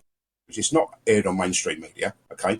So for what we're doing at the moment, really, I don't mean to be thinking, no one needs to thank anybody, but surely the awakening that's going on at the moment can only be a great thing. And if what Graham and the Dragons and myself and Steve and everybody else are doing at the moment with Constitutional Awareness Days and telling the people they have got a constitution can only be a great thing for everybody involved.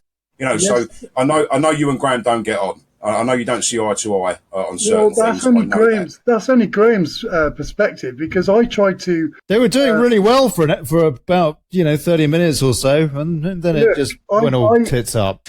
Look, we're using the truth in law all the time. This is where we're at odds, though, because, like I said, I tried to point out the doublethink in some of the processes he was doing at the time, and he didn't respond to that. He just blocked me. So you can see it's not my. I'm not trying to cause division here between the groups. I'm trying to get the groups to do the right thing under British constitutional law.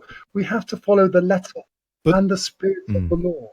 See, otherwise. Well, I think we all are. Up until Graham got arrested outside Buckingham Palace because apparently there was a law put into place, an act or a statute governable by consent, a rule that stops you now. A rule that stops you now petitioning your Queen. And if we'd lost our judiciary and we'd lost our government, there's only one person left. I thought he was arrested because it was a Royal Parks thing. He didn't have a permit. I thought that was the reason that he was arrested. Well, but even so, what they've done is put that into place to stop people amassing in numbers outside Buckingham Palace to petition their Queen. So Yeah. let's They're put going to it have to in place, wait. I right? tell you what, we're going to be camped down there in our tens of thousands at this rate down the Mall, love, Lizzie, love. Yeah, and I'm going to be there. Yeah. Reporting as you do, Ollie. So you're right in that what they've done is they brought rules, they're not laws, that prevent That's us from doing what we are allowed to do under the law. And this is why we have to stop consenting or complying to any of these rules, and also to observe the truth. The truth is that the Queen is not the Queen anymore. She was deposed of her position of holder of the office of sovereign. So we have to work with this. This is where we cannot. You see, it's very easy to get sidetracked with the doublethink, which is what the government rely on. It's the same with Brexit. That's complete doublethink. You cannot grant consent to the Lisbon Treaty, Article 50 of the Lisbon Treaty, because to do so is against the Bill of Rights. But what's going on is people don't know about the Bill of Rights. They don't know about the Constitution. These Exactly. people, I've got to say, anyone that I normally talk to, be it at work or, in a pub or on the street, and instantly it gets around to, what people are worried about in this country and what's going on. And you start telling these people, and their eyes glaze over, and they might as well just pull out a tinfoil hat and put it on your head, because that's how we look to people. So for us to be doing what we're doing at the moment with the radio shows, Ollie's doing a great job. I do a show on a Friday. Steve Lang does a show on a Thursday. We're putting videos out there. There are so many more people now that are clued up and they've been telling their families. This is all by word of mouth with a little bit of social media, because we do get blocked from posting certain things. We do get banned from posting certain things. And even up till now, David, I've got to say, I've lost both my accounts. I'm on John Russell at the moment. I've lost both my accounts because someone posted something on my timeline and they've told me that it was me from 4 years ago. I never, ever, and I've never, ever used the term raghead or any of those descriptive means to point out who these perpetrators are in this country. And I've had, evidence now to say, you said this and we're going to ban you for 30 days. Now, because they've got nothing to ban me for other than the truth now. Yeah. Because I'm not saying anything untoward, then we're being banned. We're being completely shut down. So, listen, we haven't got the BBC, although we've got the next best thing, which is Ollie. We haven't got, the ITV. We haven't got newspapers. We haven't got, there's no mass medium here to get out to the people. So, they what we're won't trying ever, to do... They won't ever allow it into the mass media, not this. Of course they won't. No, of course they won't. And of course, you're going to get, when you're actually doing something that's right, you're going to get hit by all the trolls left, right, and centre, like we have been as well, like Graham has been also. And so all we need to do is to work together, and this is it. We need to use the truth in law. We've got to be careful of the doublethink, and it's very easy to get sucked into the doublethink. It is, David, and I can understand, and you keep using this terminology, doublethink. Listen, we've got a judiciary that are treasonous. We've got a parliament that are treasonous. We have to point this out, and I, for one, we've got some other things up our sleeve, and trust me, if it's going to go the way I think it's going to go, completely in honour, non-violent, completely peaceful, no loss, no harm, no injury. We all abide by that, okay? Great. And every dragon so far abides by that. We act in honour. Now, there are things we can do. We can frustrate the Crown, we can frustrate the government, and that's exactly what we are going to do. Now, hopefully, if the numbers are as good as what I'm led to believe they are, over certain groups, etc., you're probably going to see one of the biggest marches from constitutionalists, shall we say, that this country's ever seen. So, and in a short space of time, in sort of 8 or 9 months, this has all happened. Now, the Magna Carta, Clause 61 of the Magna Carta, was invoked in 2001, and we've had this, like a big cooling off period because nobody really knows what goes on. I don't know how many members of your group there is. It's not the millions, obviously, or this country wouldn't be in the state it's in. So we're just trying to raise awareness. Okay, that's all well and good. That's all well and good, David, and I support that totally. As long as we kind of go the same kind of action, this is what we need to do. We need to unite to do the right thing and to agree upon that action, you see? Yeah, it's like I said, right, doing this, that and the other to people that don't understand the Constitution, don't understand what that oath actually means. People that had their heads lopped off years ago, look, David, they broke their oaths. All people really need to do, David, is to read Article 61 because it states in there what our duties are, which, as you said, is to distress and distrain the Crown and its institutions. Okay, so you can go to court under duress of circumstances. You can only go there to do one thing, really, and that is demand that a properly convened court de jure is provided, because whoever would deny you that would be breaching the Constitution, which would be treason. So you are a bit limited when you go into those so-called courts, what you can actually do. And so you are, and you're completely correct. We also don't advocate taking to the streets in marches, because they can be easily infiltrated, and you know how they use the media to demonize people like us. So we don't when they can't demonize you. I'm just going to point you in a direction of, and I thought it was absolutely fantastic that people that never ever unite, they fight on the terraces. They send nasty messages to each other. I'm not into football at all, never have been. Watched a little bit of England, and I gave up on that years ago because we don't win anything, so I've forgotten that. I'm not into football at all. But the Football Lads Alliance marched against terrorism. And from all clubs, from all sides, from people that used to fight on the terraces, I think it was together. I think it was 3 clubs, Davey. I understand. 3 clubs. Yeah, as I understand there were right, okay, but there were 70,000 people. Yeah, there were 70,000 people. Yes.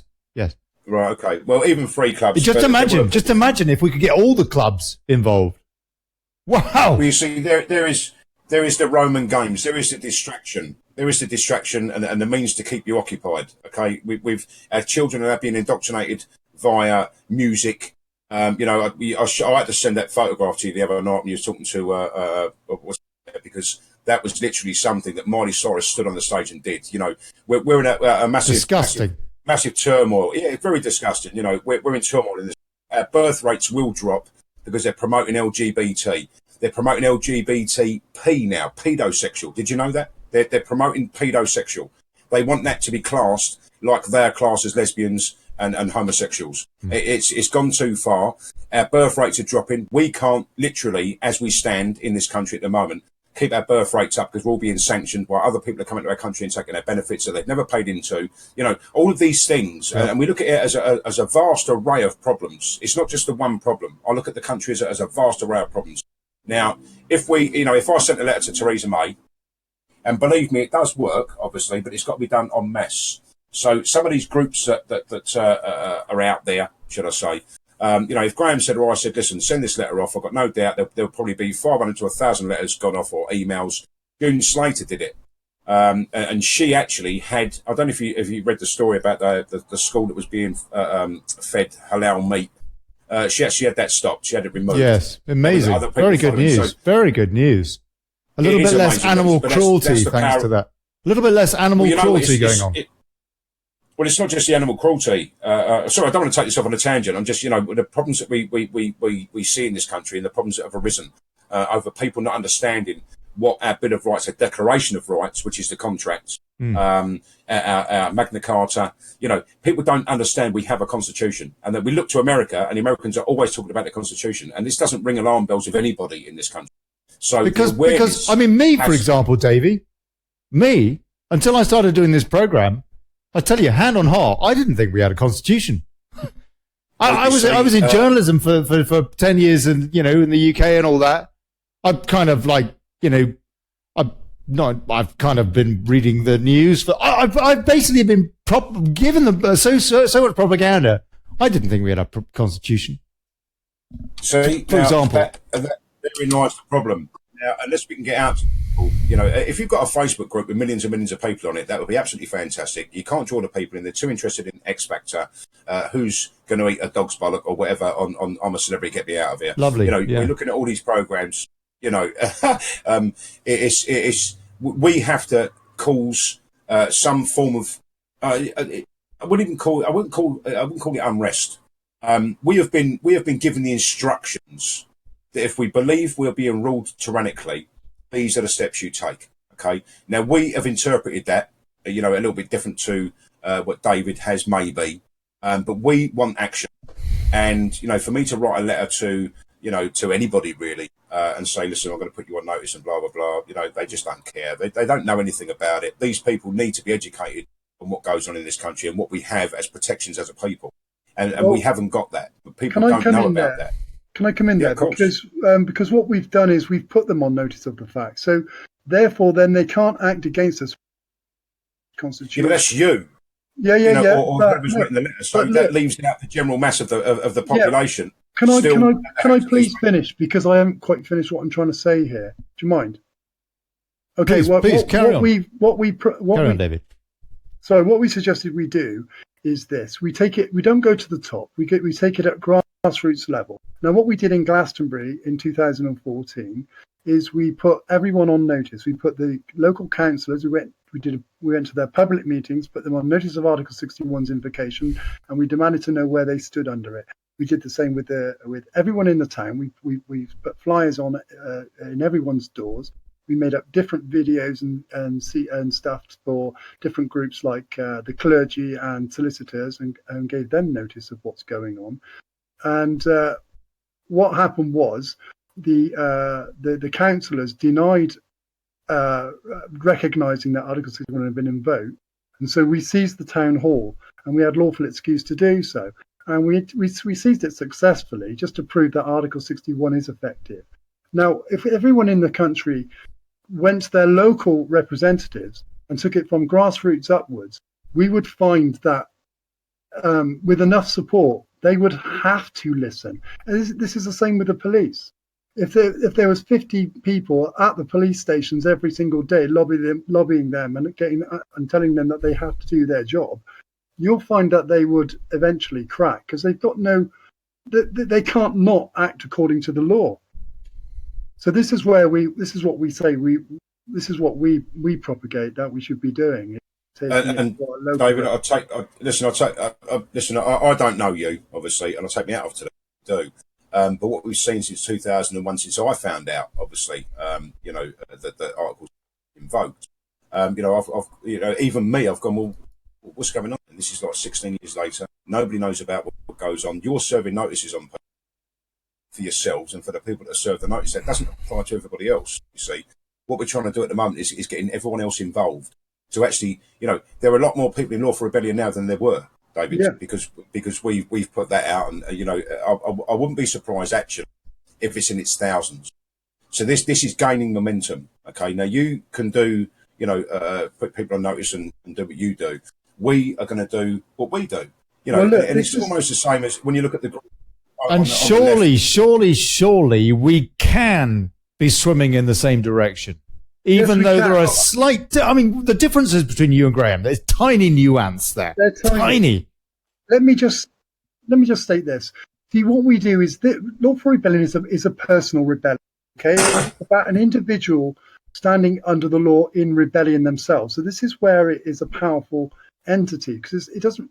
Although we join as a group, if you like, it's an individual rebellion. I'm rebelling against all those that are making illegal demands on me personally. Okay, so like you said, it is just like a personal thing, but this needs to be adopted on a national level, you see, and this is where we need to get the education out there. Now, by doing all the actions that we've done, and we have had some quite big successes, by using these notices, i.e. HMRC reimbursing one of our members with £1,700 after she was fined for not filing tax reforms. I also, like I said, stopped someone from going to prison for 7 days, and then she also grew a load of hemp plants because she was a right rebel. And good news, well done. Well, the police busted her, and then we because we were only going to accept a caution under duress of circumstances and make it official that way, so she doesn't accept liability. They changed the charge to cannabis. So they went after us with the courts. So we rebutted all that with the same process, and they all backed off. The Crown prosecution turned around and said, due to lack of evidence, we're dropping them out. I think we all need a good spliff tonight. Sorry, carry on, David. Well, what I'm saying is it is effective, but like he said, it is effective on a personal level, but this is a personal rebellion. And we need people to become aware of their obligation, their duty under the law to use this process. It's not as if we've got to go into muddy, bloody ditches and shoot. No, of course not. Of course not, David. I don't think we can take away the fact that since myself and Graham have been talking, and we've established what we've established so far, this has grown. exponentially. It's grown. Yeah. Now that can only be a good thing for yourselves. Yes. Although you know, like we say, if you're doing one thing and people say, well, actually, I'm not into that, I'm going to go and do that. So we don't care what people do, and it is an individual's right, and it is their duty, but that's an individual. Now it's going to take a long time to get these people involved in the rest of the. That's what we're worried about, and what we want. You know, it's not. We're not being impatient. But I've grown up. I was born in 1970. Okay, I don't know how old you are, David. I was born in 1970. I'm now 47 years old. I've seen this country change for the worst. Now, you know, I've got nothing against anybody, okay? And we can blame it on the government to not have enough money, but they're taxing us to high heaven. Okay, we can't supply this, we can't supply that. Well, you know what? If you can't look after the people in this country already, then stop bringing people in, because that will cause in itself civil unrest. Not what myself and Graham. That's why they've done it, mate. That's why they've brought in these immigrants. It made immigration so prevalent, because they want to break up our unity in this country. This is That's right. Well, they've already done it, David. Well, you yeah, know, I know. But this is because we've allowed it. You know, obviously, the unaware people didn't know what to do about it. Well, now we do know what to do, and we just need to do it together. That's all I'm saying. Now, our front line are the police, and we're going after the police now. We use the term "lobby the Bobby" because it gives over the right sentiment. Okay? The Bobby. Yeah, because it provides the right sentiment actually to what we're doing. We're not going in going in there with baseball bats, but we are compelling them to do their job that we pay them to do under the law. And this is what we're doing in Birmingham right now. You know, we're going to have to take action, further action. But then against their pensions, David, you know, they're going to do as they're told by the hierarchy that are ultimately controlled by the government and others, you know. So yeah, you're en masse. You're right, but I'll tell you what, mate. Over the years I've been doing this, which is 7 years actively, and I've had police constables take me aside and say, "Look, I hope you succeed, because I'm sick of this, and if I put my neck above the parapet, I'm going to lose my job, and I've got a mortgage, and I've got this, and I've also had ex-magistrates supporting me in this, and a serving High Court judge who. And I can see exactly where you're coming from on it, David, and that will be the older generation that has seen the country change as well. Yes. What we're looking at more than anything is the old dragons, the old crocodiles there. They need to go to make room for the next new recruit, indoctrinated under what they believe our laws are. And they will send these people out. You know, look at the change from the Bobby on the beat to what we've got now in our country. Exactly. It's horrendous. It's very, very scary. Gentlemen. Yes, mate. We've got Thomas White just called in. Thomas, what did you want to say, sir? Thomas? I can't hear anything. Thomas, can you hear me? No, he can't. Mark, right. Colin Olsen. Thomas, I'm sorry. We can't hear you, mate. We can't hear you, Thomas. Okay, sorry, David. Carry on. Please carry on. Yeah, I think it's about time. You know, from the years of tyranny we've suffered under so far, and it does happen sort of every 400 or 500 years. We're at that time at the moment. These people are taking your money, they're sending it to other countries. It's almost like a test, okay? And I'm going to put myself out there and say this. I do watch films. I don't watch TV per se. I watch a bit of news to keep up on what's going on, to laugh at them and the rhetoric they're putting out. But I do watch films. And some of these films that have been put out lately, I'm not going to mention the titles, but you can actually see probably that in actual fact, it's not being tested. It's almost as if they say, how much more do you think they'll take? How much more do you think, you know, and they're putting armed police on the streets. You know, we do know at the moment there, old divvy bollocks, telling us that we only need 50,000 armed forces. No, we don't. We need much more than that. Look at North Korea. Look at all these other people with a massive armed force, okay? I do believe in subscription. I do believe in national service. I think that if we had that, I don't think we'd have the gangs and the acid attacks we've got around London. There's discipline in our countries at the moment. We've got... Sorry, who's that? Sorry, Triangle. What were we going to say? Someone wants to come in. Who? I can't see anybody. It's not Mark Childs, is it? It's Shadow Dynamics. He wants to come in. Shed Dynamics? Well, I'll tell you. No. I can't see Shed Dynamics anywhere. Well, that I can sounds drag him like in. It's Tom Whitelock. Tom. Okay, hold on. Okay, we've got Thomas as well. Bring you, Triangle. Do me a favour, sir. Drag in Shed Dynamics and Thomas. What did you want to say? There you go. Shadow Dynamics. And what did you want to say, Thomas White? Thomas Whitelock.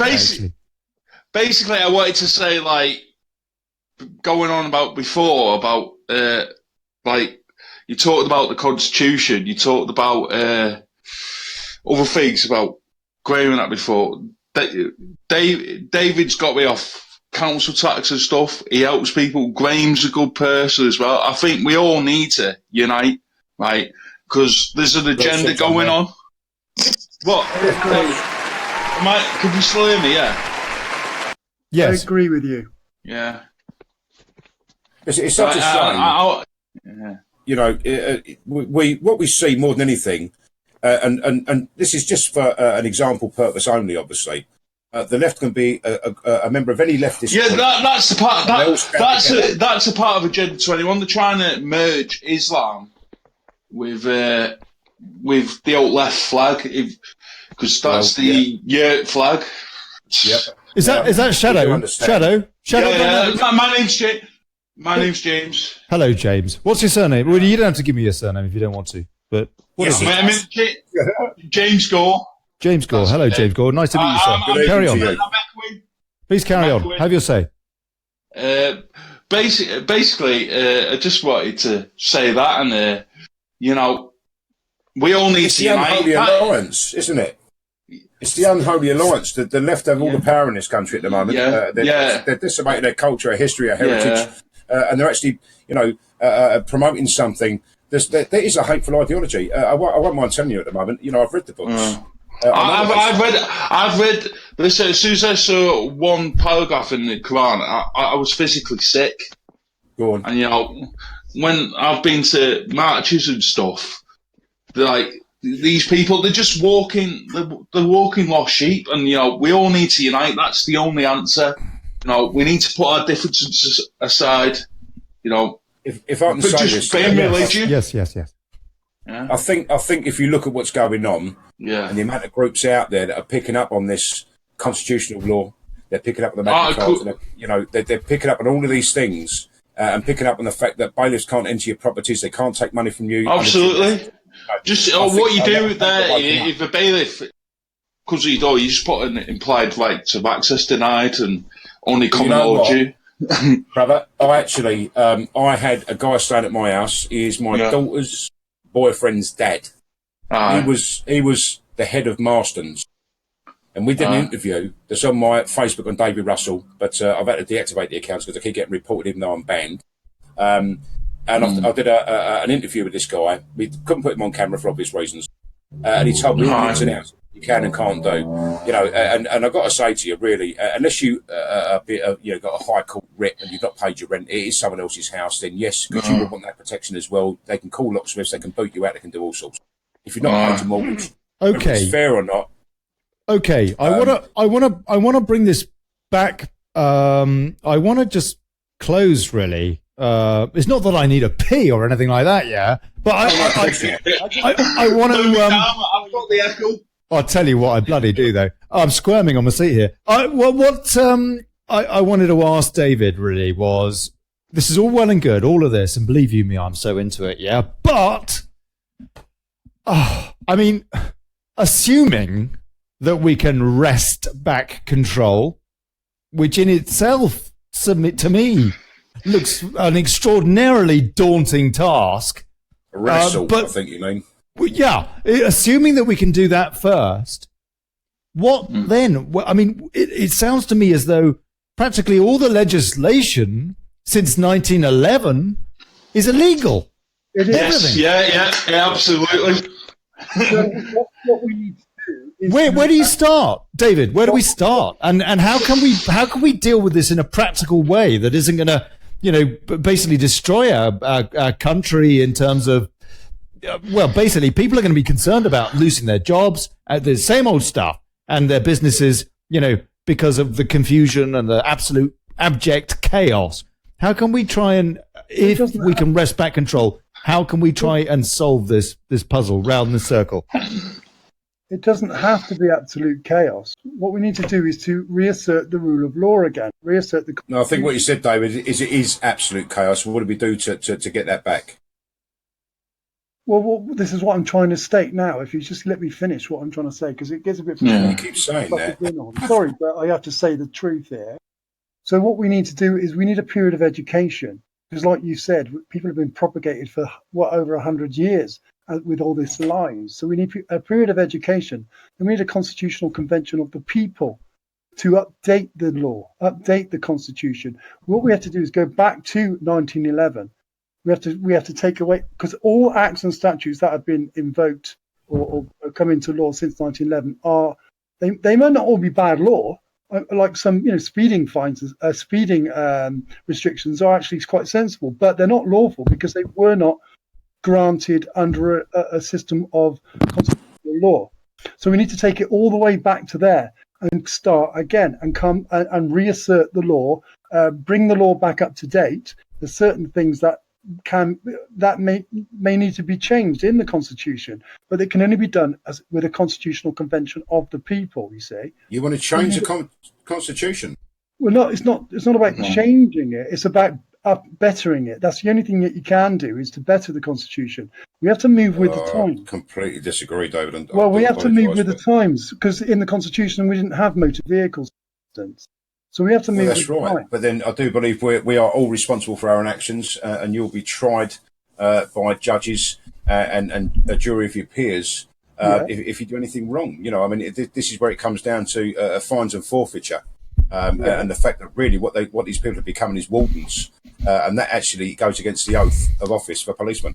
We're looking at something. To try and change the constitution, I would not. I know we've got other things in play now. That wasn't allowed 4 years ago, obviously, for obvious reasons.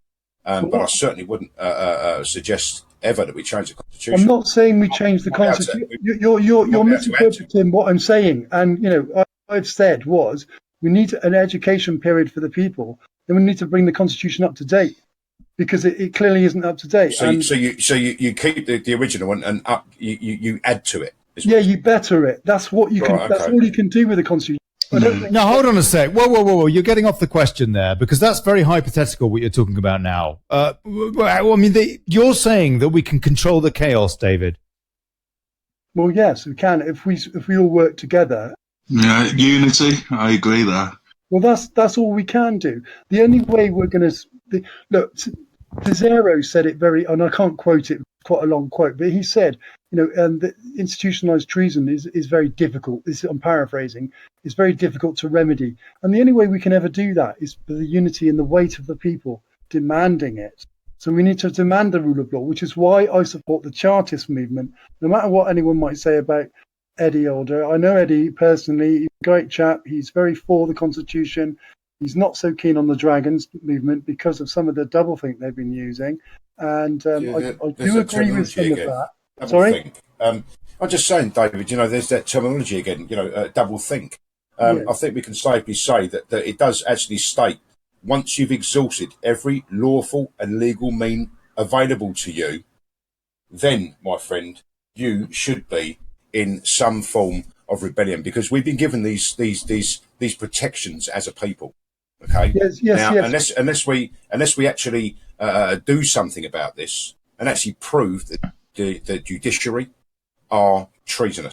Okay. Well, it's already proven, David. It's already been proven. How is it? How is it? It's not been on the news. People don't know about it. It's been proven because Article 61 was invoked. Whether everyone's unaware of it, yes, we need to make people aware of it, and I'm very grateful for other groups actually making people aware of it.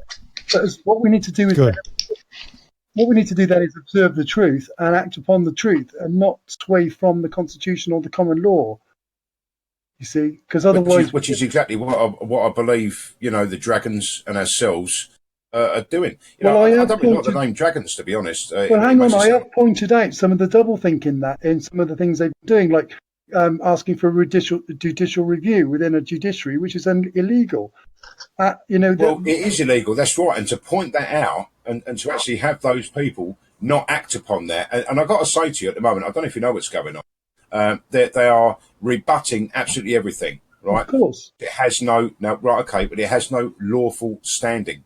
And it does. You know it and I know it. Well, so yeah, that then proves that these people are bought and paid by the government. And instead of being an independent body, look, are now in the government's pocket. There's echoes going on. There's echoes. Okay. All right. I just want to say, Lynn Scott here says people don't know. That's what Graham is doing. Do stop slagging him off. I imagine she's directing that to you, David. Look, I want to say to you, Lynn, I want to say this to everybody. When people have differences of opinions, it doesn't necessarily mean they're slagging each other off. I'm not saying that hasn't happened a little bit, maybe in this show one way or another. But we've got to accept people that we will not agree on. Actually, you know what? So many things. My frame of reference is different to yours, is different to his and hers and whatever. We've got to set that aside and look for the common good. And we've got to be really, really, really careful with our language. And I have to say that I think David makes a bit of a point, David, that you talk about this double speak sort of thing, but I mean, the bottom line, you said it yourself, the dragons are creating awareness.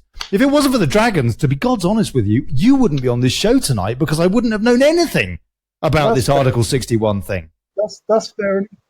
I'm not the one slagging off Graham. I'm just saying. What is it he says in Mars Attacks? Why can't we just get along? All I am pointing out is the truth in law here. That's all I'm doing is pointing out the facts. We're standing under the Constitution and we're using it according to the letter and the spirit of the law. Graham has misconstrued it, or he's not. Well, look, okay, it's your opinion that he's misconstrued it. On the other hand, in his opinion, but you know what? Who gives a damn, actually, really, when it comes to the process, as long as, and it seems to me, the most important, the reason I set this show up, by the way, I thought, you know what? People need awareness about what this EU really is. They just need awareness. That is the first thing. However you create that awareness in a way that is not going to hurt anybody, surely that's a good thing. Well, Ollie, this is why I'm saying doing what they've done with the judicial review and, respecting what David has just said about how they've retorted to it is pointless in doing it that way. Do you not see that? Because all you're doing is asking the criminals. I hear what you say. However, yes, I hear what you say. That makes sense. But then again, so what? As long as okay, David, carry on. Sorry, mate. Sorry, Ollie. To send a letter is proving a point. Obviously, for an individual, is proving a point. What we're doing, in actual fact, the judicial reviews that have gone in so far, was a right to keep and bear arms. Now, you must know as well as I do, they've legislated against that. That is a God-given right. That is in our Constitution. It's in our Bill of Rights. We have the right to keep and bear arms. Yeah, now, but why review it? We have the right to bear arms. Right, okay, but how do you... hang on a minute, David. Sorry. Yeah, please let me finish. I'm only joking. Listen, how do we prove that? Unless it goes to a court of law, which we believe to be the court of law at the moment. We're calling them out and using their own system against them to prove what goes on. If you can't understand what we're trying to do, listen, we're not asking them to can we please have our arms back? With the judicial review that was put in, I wish you could read it. It's absolutely, it's amazing. Absolutely, and I never use that word, right? So the judges will get hold of that and go, but David, what are we going to do with this? How can we get out of this? But David, they're not judges. This is what I'm saying. And I know that, and that's what we're proving as well with the judicial reviews. But what you're doing is you're granting them consent to arbitrate on something that they're not going to do under the law. We know they're not. And what would that prove? What would that prove, David? What do you mean? Well, it won't prove anything. God, I really need a pee. It will prove that these people aren't listening to the people. They're not independent of the government. That's true. It does prove that, but we know that. They've been doing that for blooming 100 years. Yes, but everybody else doesn't, David. Listen, imagine this. Just imagine this. Gina Miller literally sneezes the mention of Brexit something, and the media are all over her, right? So what we did on this judicial review was put it in, and in the hope that what's going to happen with David Davis, it's on his desk. David Davis was going to resign. He was going to do all sorts. Now we got a coup going on against Theresa May. You know, Theresa May, if she steps down and lets someone else in, no one's got a mandate. There'll be another general election. Watch out for fucking Labour. They are a danger to this country. This is what these people do. They play games with people's lives. So what I'm trying to say to you is we thought what we'd do is put in a judicial review for the right to keep and bear arms. We'd also put in a judicial review again to avoid the ECA, because it can be done. And in Lord Supperstone's book, it says you can do that, right? So we're trusting the fact at the moment, which we should all be doing, and exhausting every legal and lawful avenue, okay? We're exhausting that by asking these people, listen, this isn't right. It goes against their constitutional rights. This is their constitution. That is their Bill of Rights. That's a Declaration of Rights. What are you going to do? And they keep rebutting him because they know they're in trouble. I'm surprised really hasn't been taken out of the game. And I'm going to be quite honest with you. With what I've seen and what I've read in both judicial reviews, they're banging trouble, my friend. And that is the point, because if they are banging trouble, they're not acting in accordance with their oaths to the people under office, right? Yeah. And if we can prove that, that's why we're doing what we're doing. I'm sorry if I don't mean to sound any way, David. Listen, I know what you do. I agree with that, but don't take it to the Royal Courts of Justice. Law, you have to demand a properly convened court de jure, because anyone who denies you that will be committing treason. But they don't know that, and nor does anybody else. And you're going to be a tinfoil hat wearer, and before you know it, you're locked up, and they'll let you go 5 days later saying, right, okay, then off you toddle. You know, this is what these people do. And it's the awareness, it's the education that's needed across this country. Now, not being funny of you, we could be having a nice bit of a cash injection. And we're going to go and hold little seminars everywhere and tell people exactly what their rights are. We're going to leaflet around certain areas and then hold a conference in a hall and hopefully get everybody there. Okay, if this goes on, then we can only move on from that. You know, all I'm worried about at the moment is that it doesn't matter who I talk to. They've all got their own ideas and opinions, but they're not standing under the rule of law. They don't know what the rule of law is. They don't know the Magna Carta exists. They don't know any of this. Yeah. And it's so sad to see that. So for the awareness that's been created so far, under the so-called dragons, right? The Pendragons. What a great flag. The original English flag. You know, no one wants to change the Constitution, you know, and I do believe someone said to Graham, you can't change the Constitution. What's he doing? You know, our Constitution, you know, in wordplay, really, was because we registered ourselves as a political party. You know, so all of these people are going, oh, you can't change the Constitution. And that one little mention there threw everybody off. You know, we've got to move in the same direction. Now, whether you do what you do and we do what we do and everyone just carries on, there will be a penultimate point here when ultimately we will all stand together under the rule of law and take this country back, because that is what's needed from the tyrannical government. The House of Lords, the House of Commons was meant for the common people to keep an even keel between the House of Lords and the House of Commons. And we've not got that at the moment. They're all fucking silver spoon fed, Eton, Cambridge, Oxford boys, women, this, that, you know. Look at Diane Abbott. How fucking thick do you have to be? This woman shouldn't be an MP, and she's getting voted in because her constituency is full of her own people. We're getting that right across the country at the moment. We've got Muslim mayors. My good God, 12 Muslim mayors we've got now. Yeah. You know, I mean that is unconstitutional. Absolutely. No prince or prelate, my friend. So we know what goes on. We're trying to stop it, and each and every one of us are doing something. That must be worth something. If we don't get on, we don't get on. But you know what? We're all doing something, and that, my friend, is what we all need to be doing. Yes, I agree, and I agree with what you've just said. Damn right. This is how we need to wake people up to, and we need to get, you know, start doing the right things together.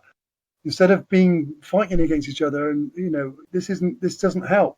We need to allow for the fact that different people have different ideas on the way to approach the problem, and accept that, and still have unity, irrespective of that. Well, that's Ollie, how boring would it be if we all thought the same? The left do that. Let's not be the left. No, you're decimating this country. And listen, I don't like to label people, David or Ollie. I don't like to label people. What do you mean? Hold on a second. What do you mean? What's this got to do with the left? What do you mean? Well, the left have been in control for a long, long time. They've infiltrated Parliament. Yeah. The Fagans are complete and utter leftists. They're socialists, communists, cultural Marxists. You know, these people promote whatever they seem to think we need to have. And it's brought our birth rates down to the point where we've got to bring people in to prop up our economy. When you're talking about one guy with 4 wives and 25 children, when he comes to this country and actually, he impregnates his wife, God forbid, but he does, and it's 25 times. That's 25 birth certificates that can be taken to the Bank of England as a loan. You're borrowing against your children, is what you're doing.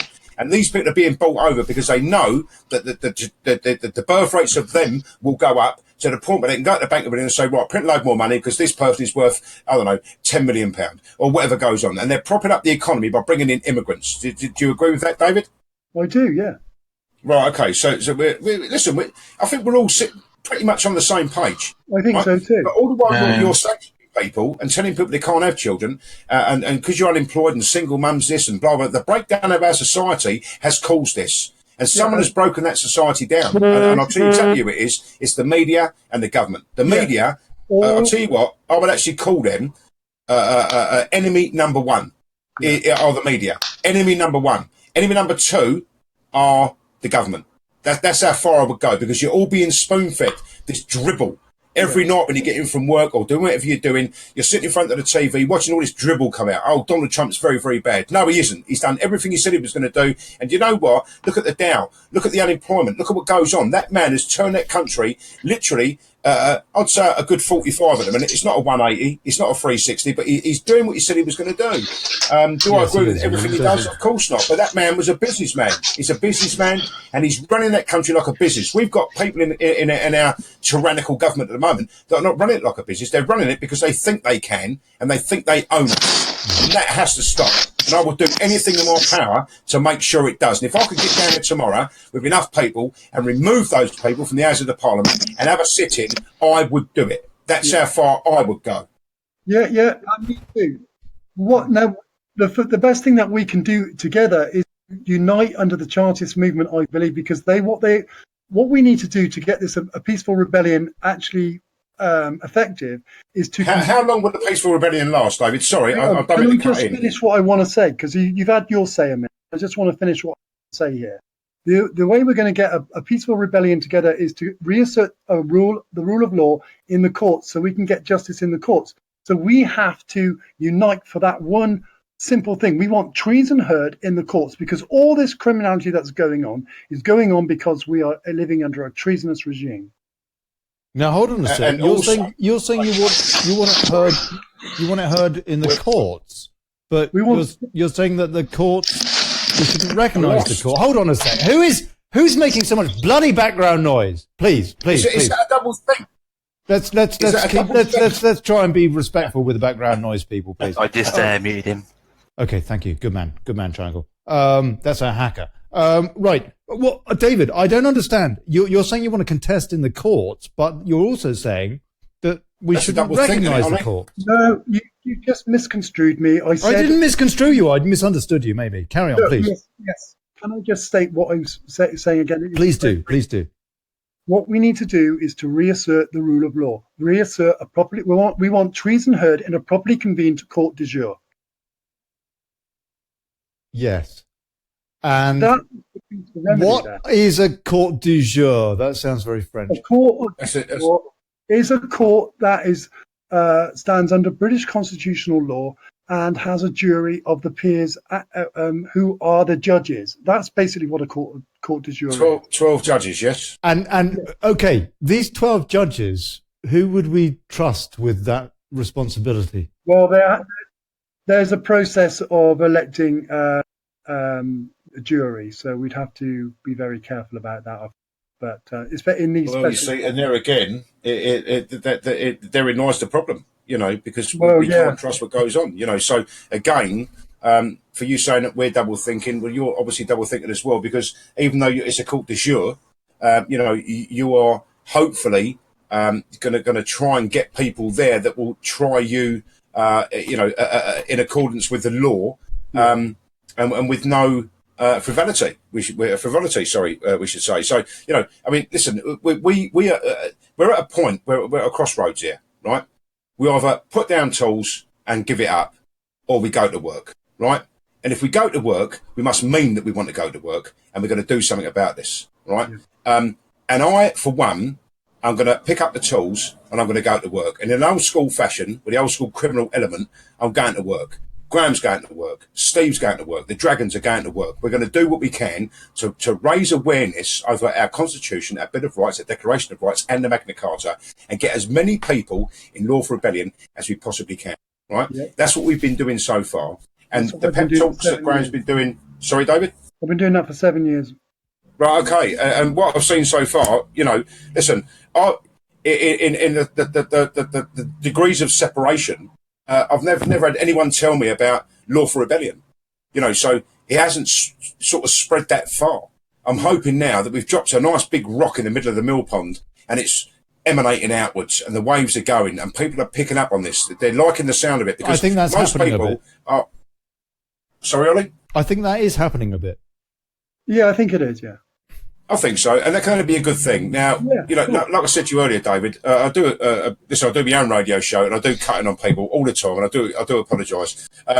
But if we're doing that, and you're doing that, and the people can, listen, I don't believe anything I see. I have to, sort of throw the bones out of the box, pick through the bones, and get to the truth. Right, that's what I do. And it is for a lot of painstaking research, like Graham, yourself, and everyone else does, really, because, no one wants to be spouting fake news and, this is that, and lawful rebellion is this, and blah, blah, blah. You've got to know what you're talking about, and hopefully we all do. So what we need at some point, I suppose, is once the awareness reaches a certain saturation point, we can then all go, right, we're all on the same page, let's go and do this. And it isn't about writing letters then, obviously, because you've exhausted every lawful and legal avenue that you can exhaust. You've put the police on notice, you put the judges on notice, you put the parliamentarians on notice. Yeah. No one's going to take a blind bit of notice. No, they have taken notice because that's David, and let's get thousands. Sorry, David, they have taken notice. This is what I'm saying. We have had successes in what we've been doing. No, I've got no doubt about that. But to individuals, that's fine. But as I don't like collectivism. But as a collective, as people in this country, we're still missing out on what you're doing. People are missing out on what we're doing. No one's promoting each other. We're not getting this out any further than we should be getting out. It's crazy, isn't it? But you see, this is it. What we have to agree on is what is the remedy. And I'm saying that the remedy is to get the judiciary back under the rule of law, so that we've got courts of law, so we can get the truth heard in courts. Then we can get treason heard in the courts. But then how do you prove treason? How do you do that? Well, it's already been proven. It's proven in the Baron, the Nice Treaty's treason. FC 1030/48 is document. FCO 34 says 1048. Yes, that's right. And until the Mail or whoever it was, the Express, actually published that story, nobody knew about it. And out of this whole country of 66 million people, who bought that paper? Not 66 million people. So who knows about it? Who glanced over that? Just went, read the headline. But people don't know still. It's what I'm saying. I agree. Unawareness is still out there massively. But despite us doing a lot of stuff that we've done, when we put it out on the media that we'd seized the town hall at Glastonbury, I put out the successes that we've had with using Article 61 out there. But people don't seem to share it. It's like, it's crazy. It's not crazy. It's Facebook shutting you down because they can't have the truth put out. Well, that's what we'll say to you is you did know, obviously, who owned that council building, yes? Yeah. Which one? Grenfell. Are you talking about Glastonbury? Glastonbury, you knew that was council owned and not leased by somebody else, because actually, if you go to the council, it's owned by the people. But Davey, what building? But a lot of people. Davey, what building? Sorry, Ollie. What building? We're talking about the council, the town hall in Glastonbury. Okay, fine. Sorry, carry on. Okay, so the town hall in Glastonbury was owned by the people. There are a lot of council offices at the moment right across this country that are not owned by the council. They're leased from people. Yeah, if you go on there to do that, then you're actually trespassing and can get arrested. So let's not put out the wrong thing. You've got to make sure, if you're going to take control of a council building, that it is actually owned by us and not leased by somebody else. That's also a little bit double thinking there, David, because because they're supposed to be public buildings. The fact that that's the deception that goes on, because they're not public buildings, they're owned by someone else. The fact that they've become corporate is also for Well, that. I wouldn't say corporate. You got exactly. cut off I there. would say Well, like You got they've cut rented- off there, David. Well, no, yeah, I know the corporations, but they've rented from somebody else. So if you go to that building and try and seize it, they can have you done for trespassing because it's not actually our building. And a lot But of they people don't can't know. because they've got no authority to do for trespass because they're all acting under a treasonous regime. Right, okay, and who knows that? You see, there goes Well, my this point is why again. we Who need to knows get it that? out there, David. Exactly, that's what we're trying to do, David. Yeah, I know. Honestly, that's what you know. And I accept and I agree with that. It is a good thing. I'm not trying to cause division between any of our groups. I am trying to align our groups under the truth here. And obviously, I've been doing this for an awful long time, and I've had some successes. And this is why I stand my ground with it, because we only act according to the Constitution. We don't use their we don't use their legalese. We don't use their courts or any of that, because to do so is to give them legitimacy. You see. Yep. Yeah, I So completely understand. we don't want division. We want unity.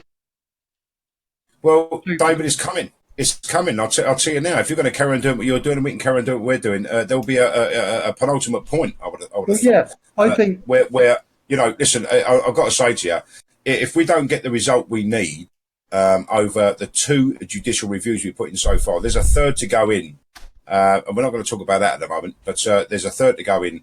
If Why we can't not? get a Why result not? Why not? We can talk about that. Why not? Why not? Right. Okay. No. because- There's some secrecy there, is there? That's fair enough. Fair enough, David. No, it's not secret. Just wondering. That's not secret. But we don't want to be seen to be a certain way. Listen, if you're going to Sure. attack the enemy, you can attack them head on, or you can flank them and come from the rear. Quite right. We're Well said. flanking them and coming from the rear, right? Okay. We don't want to face this head on like other people are. We do know that no prince or prelate or any other person, foreign or blah, blah, blah, we know this. We've got Muslim mayors. We've got all sorts of stuff going on. We've got enclaves. We've got secular ghettos. Look at Europe, for God's sake. We know what's going on. So the third one that's going to go in is going to be about that. That's all I'm going to say. To try and remove what these people believe they have to preach this hatred in our streets. That's what we're going to do. Because we've seen, what goes on. Now, listen, I've got to say to you, people burning poppies, £50 fine. Bacon on a mosque door handle, they're inside. It's completely, and that's where we do believe, obviously, and we can see that the judiciary are actually owned by Parliament. These people tell these people what sentences to give. They tell the police what to do. They tell all sorts of people what goes on, and they have to abide by that because they're looking after their pensions. This all comes down to monetary. It's down to monetary things. So what we're looking at really is the fact that the freedom of religion, that should exist for people with a religion. This is certainly not a religion, and any imam in the Middle East will openly tell you it's a political ideology. Now, we've got a separation between church and state, okay? That makes it a religion, and then we have government.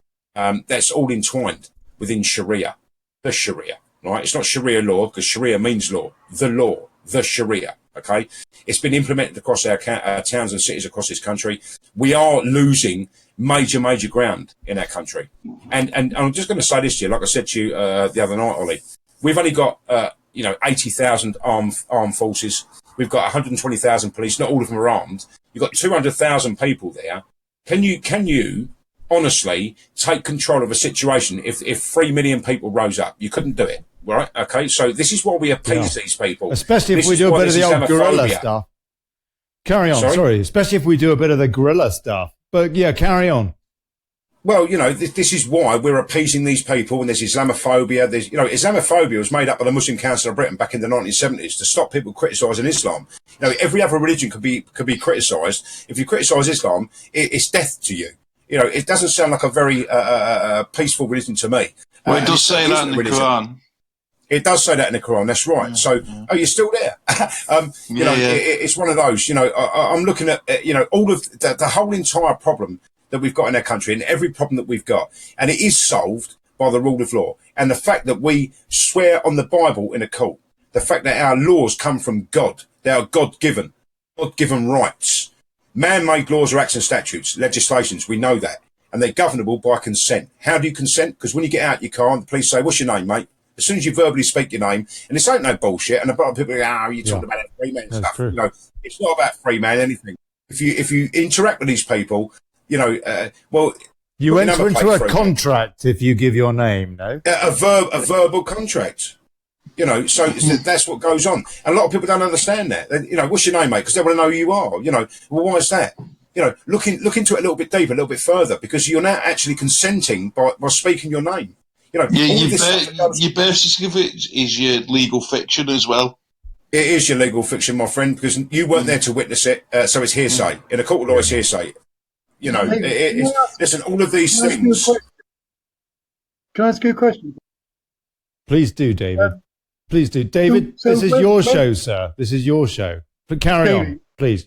David, when you've done the judicial reviews and you get the wrong response, then what is your next step? What is the logical step? It's not about the wrong response, really. You know, we can appeal, we can take it to the high courts, and that there, we want some sort of media coverage as to what we are doing and what goes on. It won't be right now, but if we go to the high courts, normally if you sit in front of a select committee or you go to the high courts, you sit in front of 12 judges, you do what you do, normally that hits the headlines. And we want people to know what goes on. So for us to do this is actually facilitating that. We want the publicity. All right, and from what I've seen so far, the publicity isn't out there. People don't know about what goes on, and it's such a shame. It really is. But what I'm getting at is, so you do all that, then you take it to the courts, which aren't even courts. They're not authorised courts anyway. So they act against you anyway, or deny you justice. Yep. So what will we do then? Well, you've just proven that they're tyrannous and then they're acting against their oaths. Right. So what do we need to do? There are certain steps to lawful rebellion that make lawful rebellion, peaceful. Yeah. And there are certain steps that once that peacefulness and every avenue is exhausted, there's another thing. Yeah. So we can seize and distrain, distress and distrain. But what I'm saying is all I think that we should do, and this is the opinion of myself and the group that I'm part of, is to reassert the rule of law and get the treason heard in a court. Then, in a properly convened court de jure, so reassert the rule of law, then we can get justice. Well, you can if people know what a court de jure is, and if you can, and it would take many people to point out what a court de jure is. Well, this is what we've been doing. We are doing. This is what we're trying to do anyway. No, I'm not saying whoa. This intrigues me. Yeah, where did this come in? Was this the Normans or something? Where did the court de jure come in into English? I don't know when it came in. British. Sorry, a long time ago. I don't actually. Well, it was probably English actually then, wasn't it? Yes. Court de jure. So basically, it came in a long time ago. We decided we took it off the French, and what you're saying is that it is a court de jure it has a jury which is comprised of 12 judges. Well, 12 people.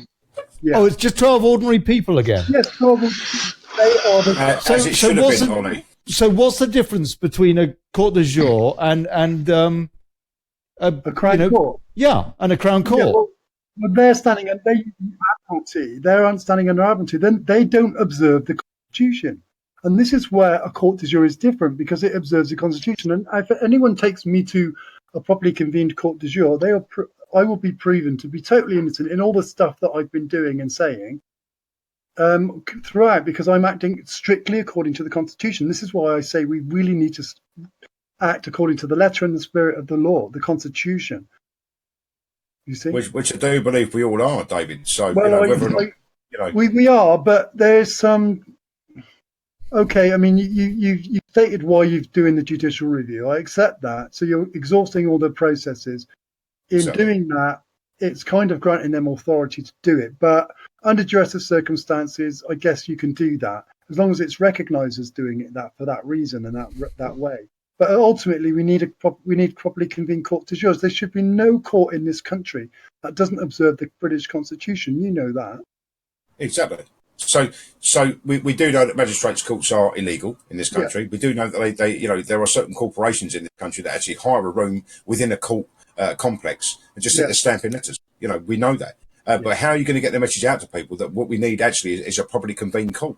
Unless we can prove that these people are otherwise. It's about the. Sorry. That's fair enough. Your comment's fair enough. I agree. We need to act the people, which is why we're taking action. We've videoed what the action that we're taking, so we've got evidence of it. And we are putting it out there, but we need more people to share it. We need more people to join together, which is why I say we should get all put our differences aside and join the Chartist movement, because that is exactly what they are trying to do, is to reassert the rule of law again. I agree with you. I've actually looked those up, but I might have a little look later on. Listen, yeah, my dinner's just been put in front of me, so I'm going to have to love you and leave you, ladies and gentlemen. But listen, a great chat. Thank you very much, David. Thank you, Ollie. Thank you very much, young man. Thank you, Davey. God bless you. You're still Enjoy going your out dinner. live and motivate, obviously, and our other friend there. All right, nice to speak to you, Davey. Nice one, brother. That's Nice James. James Gore is our other friend there. James Gore, that's it. Sorry. Thank you, Davey. Thank you, mate. And Davey from Motivate.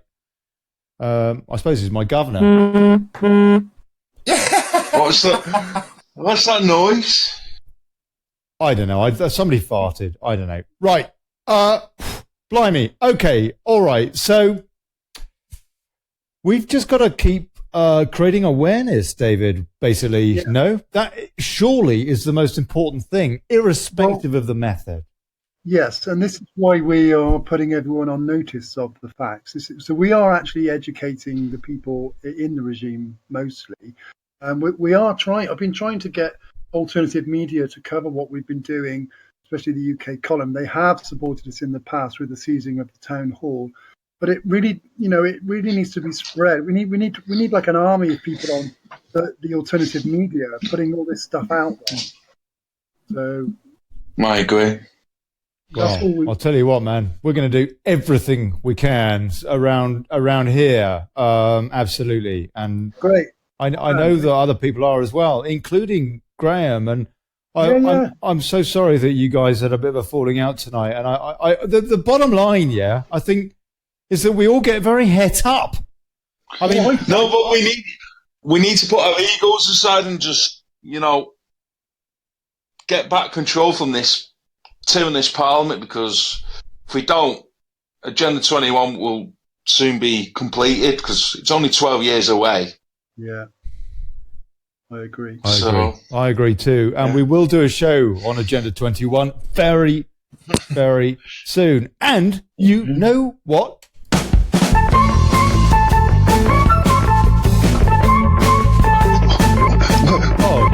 Does the show come to an end? I don't know, Davey. Yeah. Hold on. Yeah, I'm afraid it has. I resorted. Yeah, they thought I was drinking my own pee. I'll tell you what, it was a pint of whiskey. Does it end? Yeah. Yeah. Oh, balls! You know what? I forgot to push the bloody buttons. I want to say a big cheers to David Robinson. Thank you, sir, from Practical Lawful Dissent. There's templates on there. So if you want to educate yourself, go on that page. James, they're not going to hear you. Put a link in the comments. We had Graham Moore, for a while. And Graham, I love you, man. I fucking love you. Oh, I swore. Graham's a good geezer. James Gore. Bloody gets noisy right at the end of the show, huh? We had David Russell from Motivate, and you Motivate lot. Hey, God bless you, you folks there. I'll check in on your forum, and we'll try and read your comments. They help with Levy. Hey, what, James? They help with levies. You've got no idea about how to do an outro, have you? Just. Supposed to be timing this thing. Yeah, okay. We had, I don't know. Tomorrow, I think John Rhys Evans is on, with Gav Felton talking about affinity. This has been the Daily Brexit. I'm still Ollie Connolly. Oh, my bladder's relieved. I'm filling it back up. Yeah, it's whiskey, by the way. God bless you all. Here's to us, a bugger plutocracy, Yeah, we didn't really have Nick Clegg in the comments, by the way, but I think we might have had Mark Childs. Ciao. God bless us. Right.